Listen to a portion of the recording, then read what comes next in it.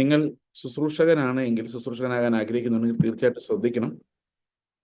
കാരണം പലപ്പോഴും wrong interpretation, ഒരു വചനത്തെ വ്യാഖ്യാനിക്കുമ്പോൾ, മനസ്സിലാക്കുമ്പോൾ നമുക്കുണ്ടാകുന്ന തെറ്റുകൾ അനേകരെ കുഴപ്പത്തിൽ ചടിക്കുകയും നമ്മെ തന്നെ സത്യം മനസ്സിലാക്കുന്നതിൽ നിന്ന് തടയുകയും ചെയ്യുമെന്നുള്ളത് കൊണ്ട് എങ്ങനെയാണ് വേദപുസ്തകം വ്യാഖ്യാനിക്കേണ്ടതെന്ന് നാം മനസ്സിലാക്കിയിരിക്കേണ്ടത് ആവശ്യമാണ്. ശരിക്കും പറഞ്ഞാൽ ഇത്രയൊക്കെ നമ്മൾ പഠിക്കണോ ഇത് വ്യാഖ്യാനിക്കാനെന്ന് ചിലപ്പോൾ നമുക്ക് തോന്നുമായിരിക്കും. ഇത് എന്തിനാണ് ഇങ്ങനെ വ്യാഖ്യാനിക്കേണ്ടി വരുന്നതെന്ന് ചോദിച്ചു കഴിഞ്ഞാൽ, വേദപുസ്തകം എഴുതപ്പെട്ടത് 2000 വർഷങ്ങൾക്ക് മുൻപാണ് ഇത് കംപ്ലീറ്റ് ആകുന്നത്. 1900 വർഷങ്ങൾക്ക് മേളിലായത് കംപ്ലീറ്റ് ആയിട്ട്. അപ്പോൾ അതിനുശേഷം എത്രയോ നൂറ്റാണ്ടുകൾ കടന്നുപോയി. അപ്പോൾ വേദപുസ്തകത്തെ കൈകാര്യം ചെയ്ത ആളുകൾ പലരും നല്ല പോലെ പഠിച്ചവരോ ദൈവത്തോട് ആത്മാർത്ഥതയുള്ളവരോ വീണ്ടും ജനിച്ചവരോ ഒന്നും ആയിരുന്നില്ല എന്നുള്ളത് കൊണ്ട് അവരവരുടെ ഇഷ്ടത്തിനും അവരവരുടെ സ്വാർത്ഥതയ്ക്കും വേണ്ടി വ്യാഖ്യാനിച്ച അനേകം ഉപദേശങ്ങൾ ഉണ്ടായതുകൊണ്ടും വേദപുസ്തകം എഴുതിയ എഴുത്തുകാരും നമ്മളും തമ്മിൽ 2000 വർഷത്തോളമുള്ള വ്യത്യാസം മനസ്സിലാക്കുന്നതിൽ, ഭാഷയിൽ എല്ലാം ഉള്ളതുകൊണ്ടുമാണ് നമുക്ക് അതിൻ്റെ യഥാർത്ഥ അർത്ഥം മനസ്സിലാക്കുന്നതിന് നമ്മൾ സൂക്ഷ്മമായി പരിശോധിക്കുകയും പഠിക്കുകയും ചെയ്യേണ്ടി വരുന്നത്. ഒരു കത്ത് ദൈവം നമുക്ക് നൽകിയാൽ അത് എല്ലാ തലമുറയിലും എല്ലാവർക്കും മനസ്സിലാകുന്ന രീതിയിലേ തരികയുള്ളൂ. പക്ഷെ നമുക്ക് ഒരു ഭാഷ ഇതിനാവശ്യമാണ്, ഭാഷയുടെ വ്യാകരണം അതിനാവശ്യമാണ്. ഒരു ഏത് കാലം ആണ് ഉപയോഗിച്ചിരിക്കുന്നത്, ഏത് ടെൻസാണ് ഉപയോഗിച്ചിരിക്കുന്നത്, അത് ആവശ്യമാണ്. നടന്നതാണോ നടക്കാനുള്ളതാണോ അത് വിവേചിക്കേണ്ടത് ആവശ്യമാണ്. ഒരു ഉപമ പറഞ്ഞതാണോ അതോ അക്ഷരാർത്ഥത്തിൽ എഴുതിയതാണോ, ഇതൊക്കെ നമ്മൾ അറിഞ്ഞിരിക്കേണ്ടതും തിരിച്ചറിയേണ്ടതും ആവശ്യമാണ്. സോ വളരെ ശ്രദ്ധയോടെ നമ്മൾ ചെയ്യേണ്ട ഒരു കാര്യമാണ് ദൈവത്തിന്റെ വചനത്തെ വ്യാഖ്യാനിക്കുക എന്ന് പറയുന്നത്.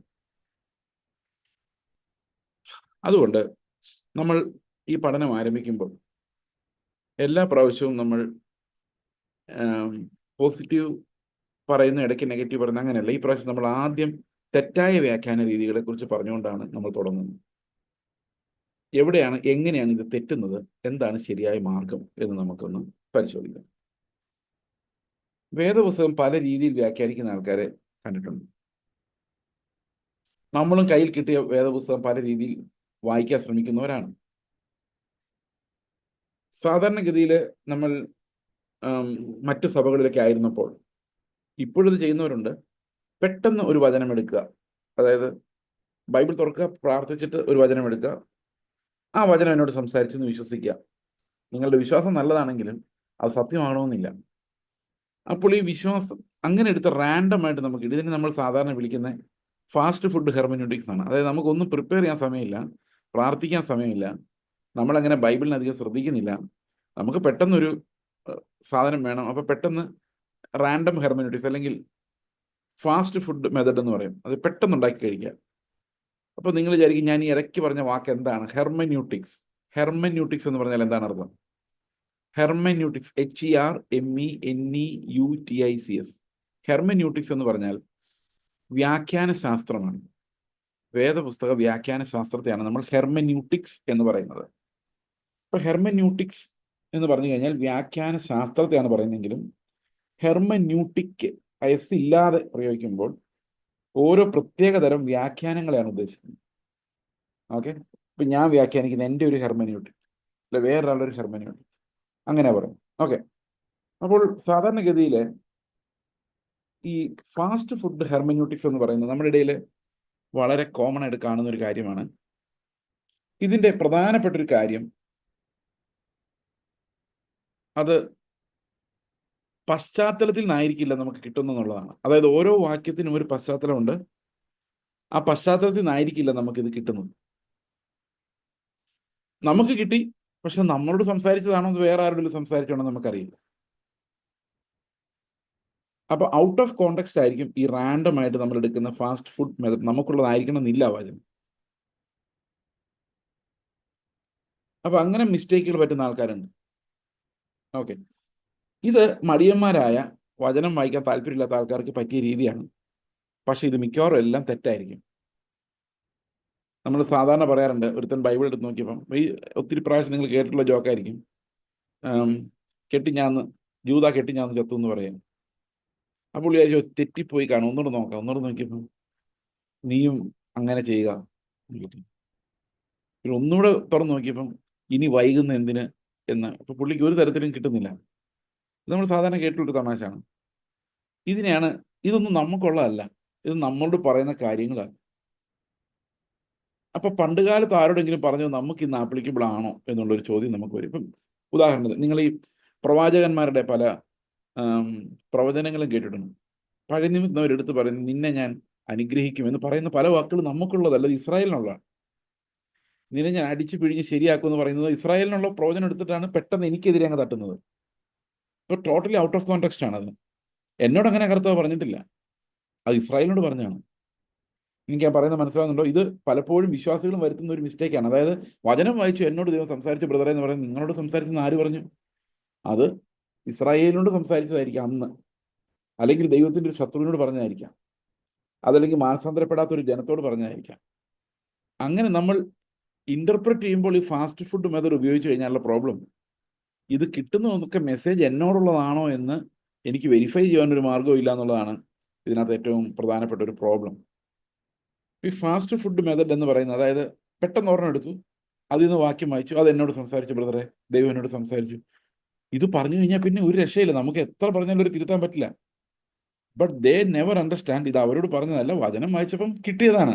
But not sure it is if it is meant to dum.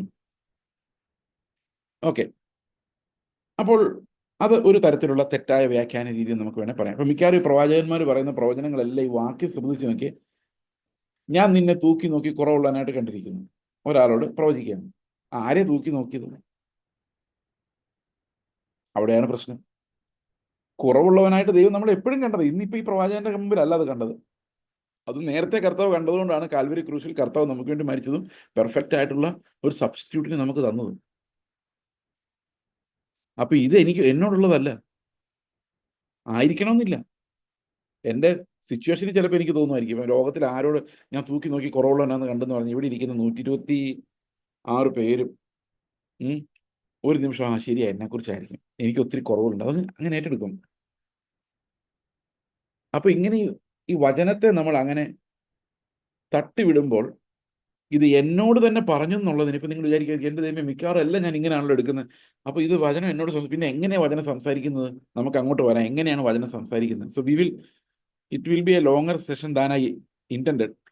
പക്ഷെ എങ്ങനെയാണ് ഈ വചനം, ഒരിക്കൽ സംസാരിച്ച വചനം അത് എന്നോട് തന്നെയാണോ സംസാരിക്കുന്നത്, എങ്ങനെ വെരിഫൈ ചെയ്യാം, എങ്ങനെയാണ് നമുക്ക് ഇത് വ്യാഖ്യാനിച്ചെടുക്കാൻ പറ്റുന്നത് എന്നുള്ള കാര്യം നമ്മൾ പഠിക്കേണ്ടത് ആവശ്യമാണ്. ഓക്കെ, ഇനി രണ്ടാമത്തെ മിസ്റ്റേക്ക് എന്ന് പറയുന്നത് ബഫൈ അറിയാമോ നിങ്ങൾക്ക്? കല്യാണത്തിന് പോകുമ്പോൾ നിങ്ങൾ ബഫൈ ഫുഡ് എങ്ങനെ കഴിക്കുന്നത്? നമുക്കുള്ള സാധനം മാത്രം, നമുക്ക് ഇഷ്ടമുള്ള മാത്രം എടുത്താൽ മതി. ഇപ്പൊ വചനത്തിനകത്ത് നമുക്ക് മാത്രമുള്ളത് എടുക്കുക. 2 ഉദാഹരണം ഞാൻ പറയാം. ഒരു ദിവസം ഒരു ചർച്ചിൽ ഒരു പാസ്റ്റർ വന്ന് പ്രസംഗിക്കുകയാണ്. ആദിമസഭയിൽ വിശ്വാസികൾ തങ്ങളുടെ സ്വത്തുക്കളെല്ലാം വിറ്റ് അപ്പോസ്തലന്മാരുടെ കാൽക്കൽ കൊണ്ടുവച്ചു. നിങ്ങളും അങ്ങനെ അപ്പോസ്തലന്മാർക്ക് കൊടുക്കുന്നതിൽ മടിക്കരുത്. അപ്പൊ ഇറങ്ങി കഴിഞ്ഞപ്പം ഒരാൾ ചെന്ന് ചോദിച്ചു, എൻ്റെ ഒരു ബന്ധു ചെന്ന് ചോദിച്ചു, അതിന്റെ താഴത്തെ വാക്യത്തിൽ അപ്പൊ എല്ലാവർക്കും തുല്യമായി വിഭജിച്ച് കൊടുത്തു എന്നും അവരുടെ ഇടയിൽ കുറവുള്ളവരില്ലായിരുന്നു കൂടെ എഴുതിയിട്ടുണ്ടല്ലോ, അതെന്താ പാസ്റ്റർ പ്രസംഗിക്കാനും ചോദിച്ചു. അന്നേരം അദ്ദേഹം ചൂടായി, കാരണം അദ്ദേഹത്തിന് പിക്ക് ചെയ്യാൻ അത് മാത്രം, കാരണം ബാക്കി പിക്ക് ചെയ്ത് കഴിഞ്ഞാൽ ആ മെസ്സേജ് പോകും. So what's good for me, എനിക്ക് എന്താണോ പ്രയോജനപ്പെടുന്നത് സ്യൂട്ടബിൾ ആയിട്ടുള്ളത് മാത്രം. അതിന് ബഫേ സിസ്റ്റം, അതായത് ബുഫായ് എന്നൊക്കെ പറയാത് ആ സാധനം അത് തന്നെ. അപ്പൊ അത് അനുസരിച്ച് എനിക്കും ചിക്കൻ വേണ്ടെങ്കിൽ വേണ്ട, എനിക്കിത് മതി, ഞാൻ ഈ വാക്യം എടുത്തുകൊണ്ട് വന്നിരിക്കുന്നു.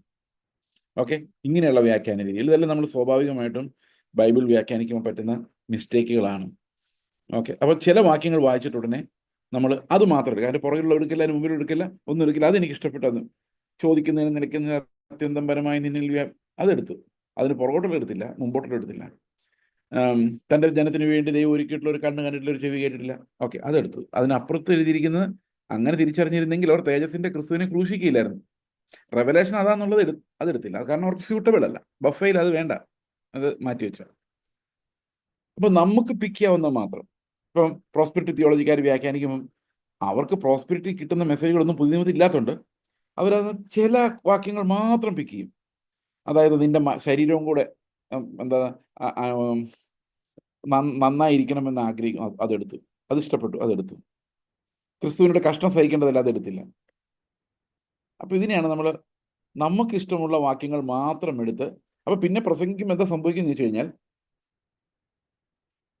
ഇത് മാത്രമേ പറയാനുണ്ടാവുള്ളൂ. എപ്പോഴും നമുക്ക് ഇഷ്ടമുള്ള കുറെ വാക്യങ്ങൾ.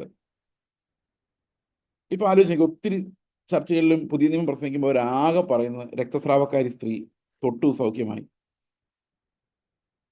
ഓക്കെ, അതെല്ലാവരും എടുത്ത് പറയും. അവനെ തൊട്ടവരും അവൻ തൊട്ടവരും, കേട്ടിട്ടില്ലേ? അതെപ്പോഴും കേൾക്കാം. സുന്ദരം എന്ന ഗോപുരത്തിന്റെ പടിവാതിൽ നിന്ന് മുടന്തന്റെ കഥ നമ്മൾ കേട്ട് കേട്ട് കേട്ട് അതിനകത്ത് അതിന്റെ അതിനകത്തു നിന്നുള്ള സത്ത് മുഴുവൻ കുടിച്ച് ചണ്ടിയും കൂടെ തിന്നു. എന്നിട്ടത് പിന്നെ ഇപ്പോഴും കാരണം അത് ഭയങ്കര ഫേവറബിൾ വേഴ്സാണ്. അപ്പൊ ഇങ്ങനെ നമുക്ക് ഇഷ്ടമുള്ളത് മാത്രം എടുക്കുന്നു, നമുക്ക് ഇഷ്ടമുള്ളത് മാത്രം കഴിക്കുന്ന ഒരു വ്യാഖ്യാനം, എനിക്കിഷ്ടമില്ലാത്ത വാക്യങ്ങൾ വിട്ട് കളയുന്ന ഒരു വ്യാഖ്യാന രീതി, അതിനെക്കുറിച്ചൊന്നും എനിക്കൊരു വെളിച്ചം കിട്ടിയിട്ടില്ല. നമ്മൾ ഈ ഹൈപ്പർ ഗ്രേസുകാർ വന്നപ്പോൾ അവരുമായിട്ട് ഞാൻ ഫേസ്ബുക്കിൽ ഒരു ചെറിയ ചോദ്യോത്തരം കൂടെ ഉണ്ടായി. ഇപ്പൊ ഞാൻ അദ്ദേഹത്തോട് ഞാൻ പറഞ്ഞു faith alone, grace alone, Christ alone എന്നൊക്കെ പറഞ്ഞു കഴിഞ്ഞാൽ പുള്ളി പറഞ്ഞു ഗ്രേസ് അലോൺ എന്നുള്ളതുകൊണ്ട് എനിക്ക് വളരെ ഇഷ്ടപ്പെട്ടു. അപ്പൊ ബാക്കിയുള്ളതോ അതിപ്പോൾ വെളിപ്പെട്ടിട്ടില്ല. എനിക്കിപ്പോൾ ഗ്രേസ് ആണ് എനിക്ക് നല്ല കച്ചവടത്തിന് പറ്റുന്നത്. So I have picked that part. ഇങ്ങനെ നമുക്ക് പറ്റുന്ന ഭാഗം മാത്രം പിക്ക് ചെയ്തിട്ട്, ഓക്കെ, അപ്പോൾ ഒരു ഉപദേശം തെളിയിക്കാൻ നമ്മൾ എന്ത് ചെയ്യും? ബൈബിളിൽ ഇങ്ങനെ പറയുന്നുണ്ട് ബ്രദറെ, അത് ഞാൻ വിശ്വസിച്ചു, അപ്പോൾ ബാക്കിയുള്ളതോ അത് ഞാൻ വിശ്വസിക്കുന്നു. അത് ദൈവത്തിന്റെ തെരഞ്ഞെടുപ്പിനെ കുറിച്ചായാലും ബൈബിളിൽ ഒരു ഭാഗം ഞാനങ്ങ് വിട്ടു, കാരണം it's not convenient. Buffet system അനുസരിച്ച് ഞാനത് വേണ്ടെന്ന് വെച്ചു. അപ്പൊ എനിക്ക് വേണ്ടത് മാത്രം വായിക്കുന്ന ഒരു വ്യാഖ്യാനം. That's also wrong. അതായത് നമ്മൾ പിക്ക് ചെയ്യാൻ പാടില്ല എന്നർത്ഥം. ഇന്ന വചനം എന്ന് പറഞ്ഞ് പിക്ക് ചെയ്യാൻ പാടില്ല. We need to read continuously. അതിന് ചുറ്റുമുള്ളതെല്ലാം, അതിന് മുകളിലുള്ളതെല്ലാം നമ്മൾ വായിക്കാൻ നിർബന്ധിതരാണ് എന്നുള്ളതാണ്. ഓക്കെ, ഇനി അടുത്തൊരു കാര്യം, ഈ സെൽഫ് ഗ്രാറ്റിഫിക്കേഷൻ. അതായത് എനിക്ക് എൻ്റെ കാര്യം സാധിക്കാൻ വേണ്ടിയുള്ള, അതും ബൊഫേ ഹെർമെനോട്ടിക്സ് തമ്മിൽ വളരെ അടുത്ത ബന്ധമുണ്ട്. പിക്ക് and eat, pick and choose and pick. Okay, അതുപോലെ തന്നെയാണ് ഈ സെൽഫ് ഗ്രാറ്റിഫിക്കേഷന്റെ ഒരു കാര്യം. നമ്മൾ എപ്പോഴും കേൾക്കുന്ന ഒരു കാര്യമാണ് യബ്ബേസിന്റെ പ്രാർത്ഥന. യബ്ബേസിന്റെ പ്രാർത്ഥന നിങ്ങൾ കേട്ടിട്ടുണ്ടോ? എന്താ പ്രാർത്ഥനയെന്നറിയാം. അതൊക്കെ ഒരു യജ്ഞമായിട്ട് ആൾക്കാർ നടത്തിക്കൊണ്ടിരുന്നത്. ഓക്കെ, അപ്പോൾ എനിക്ക് കുറച്ച് ആഗ്രഹങ്ങളുണ്ട്. അപ്പൊ അതിനോട് സ്യൂട്ടബിൾ ആകുന്ന സ്ക്രിപ്ചറുകൾ, ഒന്ന് ദിനവൃത്താന്തം 4-ാം അധ്യായത്തിന്റെ 9 മുതൽ 9-10 വാക്യങ്ങളാണ് യാബേസിന്റെ പ്രാർത്ഥന എന്ന് പറയുന്നത്. വായിക്കാം ആരെങ്കിലും? ഒന്ന് ദിനവൃത്താന്തം 4-ാം അധ്യായത്തിന്റെ 9-10.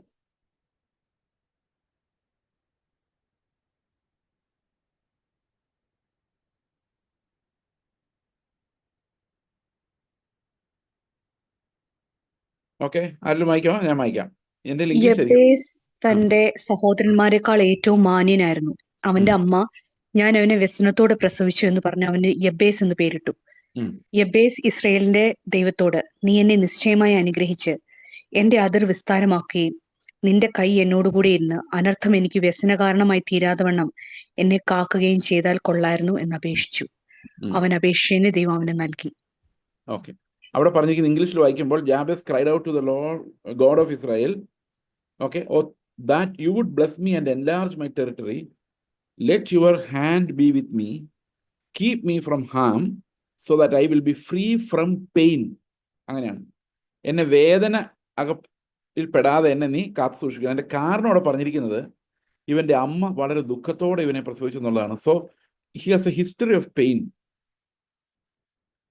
ഓക്കെ, അപ്പോൾ അമ്മ ഒരു പെയിൻ ഒത്തിരി അനുഭവിച്ചൊരു കുഞ്ഞുണ്ടായത്, ഈ കുഞ്ഞിന് പിന്നെയും പെയിൻ ഉണ്ടാകില്ല എന്ന് കർത്താവിനോട് പ്രാർത്ഥിച്ചു, ഇത് ഗ്രാൻഡ് ചെയ്തു. ഓക്കെ, അത് മാത്രമല്ല, ഇസ്രായേലിന്റെ ദൈവമേ, എൻ്റെ രാജ്യത്തെ നീ, എൻ്റെ അതിരിനെ നീ വിശാലമാക്കണമെന്ന് പറഞ്ഞു. How is it applicable to you? ഇതെങ്ങനെ നമുക്ക് ആപ്ലിക്കബിൾ ആകുന്നു? ഒരു തരത്തിലും അത് കണക്ട് ചെയ്യാൻ പറ്റത്തില്ല. So what happens is these prosperity doctrines ഉണ്ടാകുന്ന മുഴുവൻ ഇങ്ങനെയുള്ള പിക്ക് and choose for self gratification. അതായത് നമ്മുടെ സ്വന്തം ഗ്രാറ്റിഫിക്കേഷന് വേണ്ടിയുള്ള ഈ തെരഞ്ഞെടുപ്പുകളിലാണ്. അപ്പൊ ഇതിനകത്ത് പറയുന്ന ഈ തരം വ്യാഖ്യാനങ്ങൾക്ക് നമ്മൾ പറയുന്ന ഒരു പേരാണ് നാർസിജസിസ്. നാർസിസിസ്റ്റ് എന്ന് കേട്ടിട്ടുണ്ടോ? നാർസിസിസ്റ്റ് നമ്മളെല്ലാവരും ഇപ്പോൾ എപ്പോഴും ഉപയോഗിക്കുന്ന ഒരു വാക്കാണ് നാർസിസിസം. ഇത് എവിടെ നിന്ന് ഈ വാക്ക് വന്നതെന്ന് വെച്ച് കഴിഞ്ഞാൽ, നാർസിയസ് എന്ന പേരുള്ള ഒരു ഗ്രീക്ക് മിത്തോളജിയിൽ ഒരു കഥാപാത്രം ഉണ്ടായിരുന്നു. അദ്ദേഹം ഒരു ദിവസം വെള്ളം കുടിക്കാൻ വേണ്ടി ഒരു പാത്രവുമായിട്ട് ഒരു കുളത്തിനടുത്തേക്ക് പോയി. അപ്പോൾ എന്ത് സംഭവിച്ചെന്ന് വെച്ച് കഴിഞ്ഞാൽ, ഈ വെള്ളത്തിലേക്ക് നോക്കിക്കഴിഞ്ഞപ്പം നാർസിയസിന് തോന്നി ഇത്രയും സുന്ദരനായ ഒരു മനുഷ്യൻ ഈ ലോകത്തില്ല. കാരണം സ്വന്തം ഇമേജാണ്. ഇപ്പോൾ നോക്കിക്കഴിഞ്ഞപ്പോൾ ചിലർക്കാർ ഇങ്ങനെ കണ്ണാടി നോക്കി മണിക്കൂറിൽ നിൽക്കുന്ന അങ്ങനെ ഉണ്ട്. അവർക്ക് ആ കണ്ണെടുക്കാൻ പറ്റുന്നില്ല. ഓ, ഹൗ ഹാൻസം ഐ ആം എന്ന് അവർക്ക് തോന്നുകയാണ്. ഞാൻ ഈ തലമുടി ഒന്നുകൂടെ അഡ്ജസ്റ്റ് ചെയ്ത് കഴിഞ്ഞാൽ കുറച്ചുകൂടെ സുന്ദരൻ, ഒന്നുകൂടെ ഇങ്ങനത്തെ ആൾക്കാർ ഒരു ഇത്തിരി നാർസിസിസ്റ്റിക് മൈൻഡാണത്. അപ്പോൾ ഈ പുള്ളി നാർസിയസിന്റെ സ്വഭാവം അതായിരുന്നു. അപ്പോൾ പുള്ളി ഇങ്ങനെ ഈ വെള്ളത്തിലോട്ട് നോക്കിയപ്പം വെള്ളം ഇങ്ങനെ നിശ്ചലമായിട്ട് നിൽക്കുന്നു. പുള്ളിയുടെ ഇമേജ് അതിനകത്ത് കാണാം. അപ്പോൾ പുള്ളി ചിന്തിക്കുകയാണ്, ഞാൻ ഈ പാത്രം ഇപ്പം മുക്കിയാൽ എൻ്റെ സുന്ദരമായ മുഖം ഇല്ലാതായി പോകും. അതുകൊണ്ട് ഞാൻ പാത്രം മുക്കുന്നില്ല. അവനോട് പാത്രം ഇടാതെ വെള്ളം കുടിക്കാതെ ആ കരയിൽ ഇരുന്ന് മരിച്ചുപോയി. അയാളുടെ കഥയാണ് നാർസിസിസ് എന്ന് പറയുന്നത്. അപ്പോൾ സ്വയത്തെ ഭയങ്കരമായി സ്നേഹിക്കുന്ന ആൾക്കാരെയാണ് ഈ നാർസിസിസ്റ്റുകൾ എന്ന് വിളിക്കുന്നത്. ഓക്കെ, അപ്പോൾ നാർസിസിനെ പോലെ ഒരാൾ ബൈബിൾ നോക്കിക്കഴിഞ്ഞാൽ അവനകത്ത് എല്ലായിടത്തും അവനെ സുഖിപ്പിക്കാനും സന്തോഷിപ്പിക്കാനും അവനെ രാജാവാക്കാനുമുള്ള സ്ക്രിപ്ചർ മാത്രമേ കാണാൻ പറ്റത്തുള്ളൂ. സകലതും അവനുണ്ട്. ദൈവം വരെ അവന് വേണ്ടി കഷ്ടപ്പെടുകയാണ്, അവനെ സുഖിപ്പിക്കാൻ സന്തോഷിപ്പിക്കാൻ വേണ്ടി. കർത്താവ് ക്രൂശിൽ ഏറിയത് പോലും അവനെ മാന്യനാക്കാനാണ്. ഇതാണ് ഈ പ്രോസ്പെരിറ്റി തിയോളജിയിൽ ദൈവത്തിന്റെ ആംഗിളിൽ നല്ല മനുഷ്യൻ നോക്കുന്നത്. അവൻ നോക്കുന്നത് അവന്റെ സെൽഫിന്റെ ഗ്രാറ്റിഫിക്കേഷന്റെ സെൻസിൽ നിന്നുകൊണ്ടാണ്. അതാണ് ഈ ഹൈപ്പർ ഗ്രേസ് തിയോളജി, ഇങ്ങനെയുള്ള തിയോളജികളെല്ലാം ഉണ്ടാകുന്നത്. Because of sinful person looking at himself, okay, looking at himself and grabbing the all Bible four himself. അവന് വേണ്ടി, അവന്റെ ലക്ഷറിക്ക് വേണ്ടി, അവന്റെ എൻജോയ്മെന്റിന് വേണ്ടി ഈ ബൈബിളിനെ എല്ലാം ഉപയോഗിക്കുന്നു എന്നുള്ളതാണ് വേറൊരു പ്രധാനപ്പെട്ട ഒരു പ്രോബ്ലം. ഇത് ഞാൻ വളരെ പെട്ടെന്ന് പറഞ്ഞു പോവാണ്, കാരണം ഇത് റോങ് ഇന്റർപ്രിട്ടേഷൻ എങ്ങനെയാണ് വരുന്നത് എന്നുള്ളതാണ് നമ്മൾ. അപ്പോൾ ഇതിനകത്തുള്ളൊരു മോട്ടീവിന്റെ പ്രോബ്ലം ഉണ്ട്. എന്തിന് ഞാൻ വചനം വ്യാഖ്യാനിക്കും? അപ്പോൾ നമ്മൾ അതിലോട്ട് വരാം. ഇത് സാധാരണയുള്ള തെറ്റുകൾ കണ്ട ശേഷം പിന്നെ സാധാരണഗതിയിൽ നമ്മൾ കാണുന്ന വേറൊരു കാര്യമാണ്, അതിന് ഗ്രീക്കിൽ ഇങ്ങനെയും പറയാം ബ്രദറെ, കേട്ടിട്ടുണ്ടത്? ആദിയിൽ ആകാശവും ഭൂമി, ദൈവം ആകാശവും ഭൂമി സൃഷ്ടിച്ചു, ഭൂമി പാഴും ശൂന്യവുമായി തീർന്നു. പാഴും ശൂന്യമായി ഇരുന്നു എന്നാണ് അവിടെ. അപ്പൊ നമ്മൾ പറയും ബാര എന്നുള്ളൊരു എബ്രായ പദമാണ് ഉപയോഗിച്ചിരിക്കുന്നത്. അതിന് വേണമെങ്കിൽ, ആർക്കെങ്കിലും വേണമെങ്കിൽ അതിന്റെ അർത്ഥം ആയിത്തീർന്നു എന്നും പറയാം, ബിക്കെയിം എന്നും പറയാം. ഓക്കെ, അപ്പോൾ ഒരു പ്രശ്നം എന്താണെന്ന് വെച്ച് കഴിഞ്ഞാൽ, ഒരു വാക്യം എടുത്തിട്ട്, ഒരു ഗ്രീക്ക് വാക്യം എടുത്തിട്ട് അതിന്റെ പല അർത്ഥങ്ങൾ പറയും. ഇതിന് ഇങ്ങനെ അർത്ഥം ഉണ്ടായിരുന്നു, ഇതവിടെ അതിന് ഇങ്ങനെ അർത്ഥമുണ്ട്. അപ്പൊ നമുക്ക് കൺഫ്യൂഷനായി ഇതിനകത്ത് ഏത് അർത്ഥമാണ് പ്രയോഗിക്കേണ്ടത്. ഇവിടെ നമ്മൾ മനസ്സിലാക്കേണ്ട ഒരു കാര്യം, ഒരു വാക്കിന് പല അർത്ഥങ്ങൾ ഉണ്ടാകാം. പക്ഷേ ആ എഴുത്തുകാരൻ അത് എഴുതുമ്പോൾ എന്തുദ്ദേശത്തോടു കൂടി അത് എഴുതി എന്ന് നമ്മൾ കണ്ടെത്തണം. അതായത് ഇന്റർപ്രിട്ടേഷൻ, വ്യാഖ്യാനത്തിന്റെ ഏറ്റവും പ്രധാനപ്പെട്ട ഉദ്ദേശം ഈ എഴുതിയ ആള് എന്ത് ഉദ്ദേശിച്ചാണ് അത് എഴുതിയത് അതിലോട്ട് എത്തുക എന്നുള്ളതാണ്. ഓക്കെ, അപ്പോൾ എഴുതിയ ആൾ എന്ത് ഉദ്ദേശത്തോടെ എഴുതി. അപ്പോൾ ഒരു കാര്യം നമ്മൾ ഒരിക്കലും മറക്കരുത്, ഒരു വചനത്തിന് ഒരർത്ഥമേ ഉള്ളൂ, പല അർത്ഥങ്ങളില്ല. ഒറ്റ അർത്ഥം. ആ ഒറ്റ അർത്ഥത്തിലേക്ക് നമ്മൾ എത്തണം. പലരും ഇതിന് ഇങ്ങനെ അർത്ഥമുണ്ട്, അതിന് അങ്ങനെ അർത്ഥമുണ്ട് എന്ന് പറഞ്ഞാൽ നിങ്ങൾ വിശ്വസിക്കരുത്. കാരണം അത് എഴുതുന്നയാള് ഒരൊറ്റ ഉദ്ദേശത്തോടുകൂടിയാണ് അത് എഴുതുന്നത്. So every words has only one meaning. Okay, ഇത് വലിയ ബുദ്ധിമുട്ടാണിത്. കാരണം പലപ്പോഴും നമ്മൾ ഒത്തിരി കേൾക്കുന്ന ഇതിന് ഇങ്ങനെ അർത്ഥമുണ്ട്, ഗ്രീക്കിൽ ഇതിന് ഇങ്ങനെയും പറയാം, ഓക്കെ, അങ്ങനെയുള്ള വ്യാഖ്യാനങ്ങൾ. ഓക്കെ, അപ്പോൾ ഇങ്ങനെയുള്ള ഈ മൾട്ടിപ്പിൾ ചോയ്സ് കൊടുക്കുന്നതിൻ്റെ ഒരു പ്രധാനപ്പെട്ട ഉദ്ദേശം, അതായത് നിങ്ങൾക്ക് ഇഷ്ടമുള്ള എടുക്കാം എന്നുള്ള രീതിയിലാണിത്. ഇതിന് ഇങ്ങനെ അർത്ഥമുണ്ട്, അപ്പോൾ ഞാൻ അതെടുത്തു. അതിന് ഇങ്ങനെ അർത്ഥമുണ്ട്. ബാപ്റ്റിസോ എന്ന് പറഞ്ഞാൽ വെള്ളത്തിൽ മുങ്ങിയെന്നുമുണ്ട്, വെള്ളം കോരി തലയെ കൂടെ ഒഴിച്ചു എന്നുമുണ്ട്. അങ്ങനെയുണ്ടോ? അങ്ങനെയും പറയാം. അപ്പൊ പല അർത്ഥങ്ങളുണ്ട്. ഓക്കെ, എന്താ ഉദ്ദേശിക്കുന്നത്? ക്രിസ്തുവിന്റെ മരണത്തോടെ ഏകീഭവിക്കുക. അപ്പൊ ഓദർ എന്താ ഉദ്ദേശിക്കുന്നത്? അവനോടുകൂടി അടക്കപ്പെടുക. അപ്പോൾ ഒരർത്ഥമുണ്ട്, ഇതിനെല്ലാത്തിനും ഒരു വൺ മീനിങ് ഉണ്ട്. ആ വൺ മീനിങ്ങിൽ മാത്രമേ ഉള്ളൂ. വേറൊരു മീനിങ്ങും, ഒരു സൈഡ് ഇന്റർപ്രിട്ടേഷൻ ഒരിക്കലും സ്ക്രിപ്ചറിന് അവൈലബിൾ അല്ല. അതൊരിക്കലും സാധിക്കരുത് എന്നുള്ളതാണ്. ഓക്കെ, അപ്പോൾ മൾട്ടിപ്പിൾ ചോയ്സ് ഇന്റർപ്രിട്ടേഷൻസ് നിങ്ങൾ ആരെങ്കിലും ഒരു പ്രസംഗം വന്നിട്ട് ഗ്രീക്കിൽ ഇതിന് ഇങ്ങനെ അർത്ഥമുണ്ട്, ആ ഗ്രീക്കിലെ അർത്ഥം അനുസരിച്ച് ഇതിന്റെ അർത്ഥം എങ്ങനെയാന്ന് പറഞ്ഞു കഴിഞ്ഞാൽ, നിങ്ങൾ ചോദിക്കണേ ഈ ബൈബിൾ ഞങ്ങൾക്ക് ട്രാൻസ്ലേറ്റ് തന്ന ആളെക്കാളും വിവരമുണ്ടോ ഈ പ്രസംഗിച്ച ആൾക്ക്? 100% ഉണ്ടാവാൻ സാധ്യതയില്ല. എൻ്റെ കാരണം, ഞാൻ 3 സെമസ്റ്റർ ഗ്രീക്ക് പഠിച്ചതാണ്. എനിക്ക് ഗ്രീക്ക് വായിക്കാൻ അറിയാന്നുള്ളതല്ലാതെ ഇതുകൊണ്ട് കാര്യമായിട്ട് മേ ബി ഒരു 100 വാക്ക് അറിയാമായിരിക്കും. അത് കഷ്ടിച്ച് അറിയാമായിരിക്കും, 100 വാക്ക് മേളിൽ അറിയാമായിരിക്കും. അപ്പോൾ വായിക്കുമ്പം ഇത് എന്താന്ന് ഏകദേശം ഒരു ധാരണ ഉണ്ടാവും എന്നുള്ളതല്ലാതെ, ഇനി ഇത് 5-10 വർഷം പഠിച്ചാലും ഗ്രീക്കിന്റെ സ്കോളർ ആയാലും അതിനേക്കാളൊക്കെ ഭയങ്കരന്മാരായ പണ്ഡിതന്മാരിരുന്നാണ് ഈ ബൈബിൾ ട്രാൻസ്ലേറ്റ് ചെയ്ത് വെച്ചിരിക്കുന്നത്. അവർക്ക് ഗ്രീക്കിനകത്ത് ഡോക്ടറേറ്റും PhD ഒക്കെ ഉള്ള ആൾക്കാരാണ്. അവരിത് എഴുതി വെച്ചിട്ട് പറയും, നമ്മൾ ഏതോ പുസ്തകത്തിനകത്ത് ആരും എഴുതിയിരിക്കുന്ന വെച്ചിട്ട് ഗ്രീക്കിൽ ഇങ്ങനെ അർത്ഥമുണ്ട് അങ്ങനെ അർത്ഥമുണ്ടെന്ന് പറഞ്ഞാൽ ആരെയും വിശ്വസിക്കേണ്ടത്? The first thing is we have to believe the translation that you are holding in your hand. 1-2 translations, basic translations. നമ്മൾ ഇത് കഴിയുമ്പോൾ, ഇതിന്റെ മിസ്റ്റേക്കുകളെ കുറിച്ച് പറഞ്ഞു കഴിയുമ്പോൾ, നമ്മൾ എന്തെല്ലാം ടൂൾസ് ആണ് നമുക്ക് വ്യാഖ്യാനിക്കാൻ വേണ്ടത്, നമ്മൾ ആ വ്യാഖ്യാനം യഥാർത്ഥത്തിൽ നടക്കാൻ നമ്മുടെ കയ്യിൽ എന്തെല്ലാം വേണം, നമ്മൾ ഏതെല്ലാം രീതിയിലൊരു ടെക്സ്റ്റിനെ അപ്രോച്ച് ചെയ്യണം എന്നുള്ള വിഷയങ്ങൾ നമ്മൾ ഇതിന് ശേഷം കാണുന്നതായിരിക്കും. ഇനി ഈ ഒരു വ്യാഖ്യാനം എന്തിനു വേണ്ടിയാണ് ഈ മൾട്ടിപ്പിൾ ചോയ്സ് വ്യാഖ്യാനങ്ങൾ ഉണ്ടാക്കുന്നത്? അതിൻ്റെ ഒരു പ്രധാനപ്പെട്ട രീതി എന്ന് പറയുന്ന പശ്ചാത്തല വ്യാഖ്യാനമാണ്. ഞാൻ 1-2 പശ്ചാത്തല വ്യാഖ്യാനങ്ങൾ പറയാം. എങ്ങനെയാണ് ഈ പശ്ചാത്തലം പറഞ്ഞ് ആൾക്കാരുടെ മീനിങ് എടുത്തു കളയുന്നത്, വചനത്തിന്റെ മീനിങ് എടുത്തു കളയുന്നത്. സ്ത്രീകൾ സഭയിൽ മിണ്ടാതിരിക്കട്ടെ എന്ന് പൗലോസ് പറയുന്നു. അപ്പൊ നമ്മുടെ ചേട്ടന്മാർ പശ്ചാത്തലം എടുത്തുകൊണ്ട് വരും. പശ്ചാത്തലം എന്താ? കൊരിന്ത് സഭയുടെ പശ്ചാത്തലം. കൊരിന്ത് സഭയിലെ സഹോദരിമാർ ഭയങ്കര വായാടികളായിരുന്നു. ചേട്ടനോട് ആര് പറഞ്ഞു? അതറിയത്തില്ല. അത് നമ്മളൊരു പശ്ചാത്തലമാണ്. ചരിത്രത്തിൽ പറയുന്നു. ചരിത്രത്തിൽ ഏത് പുസ്തകത്തിൽ പറയുന്നു?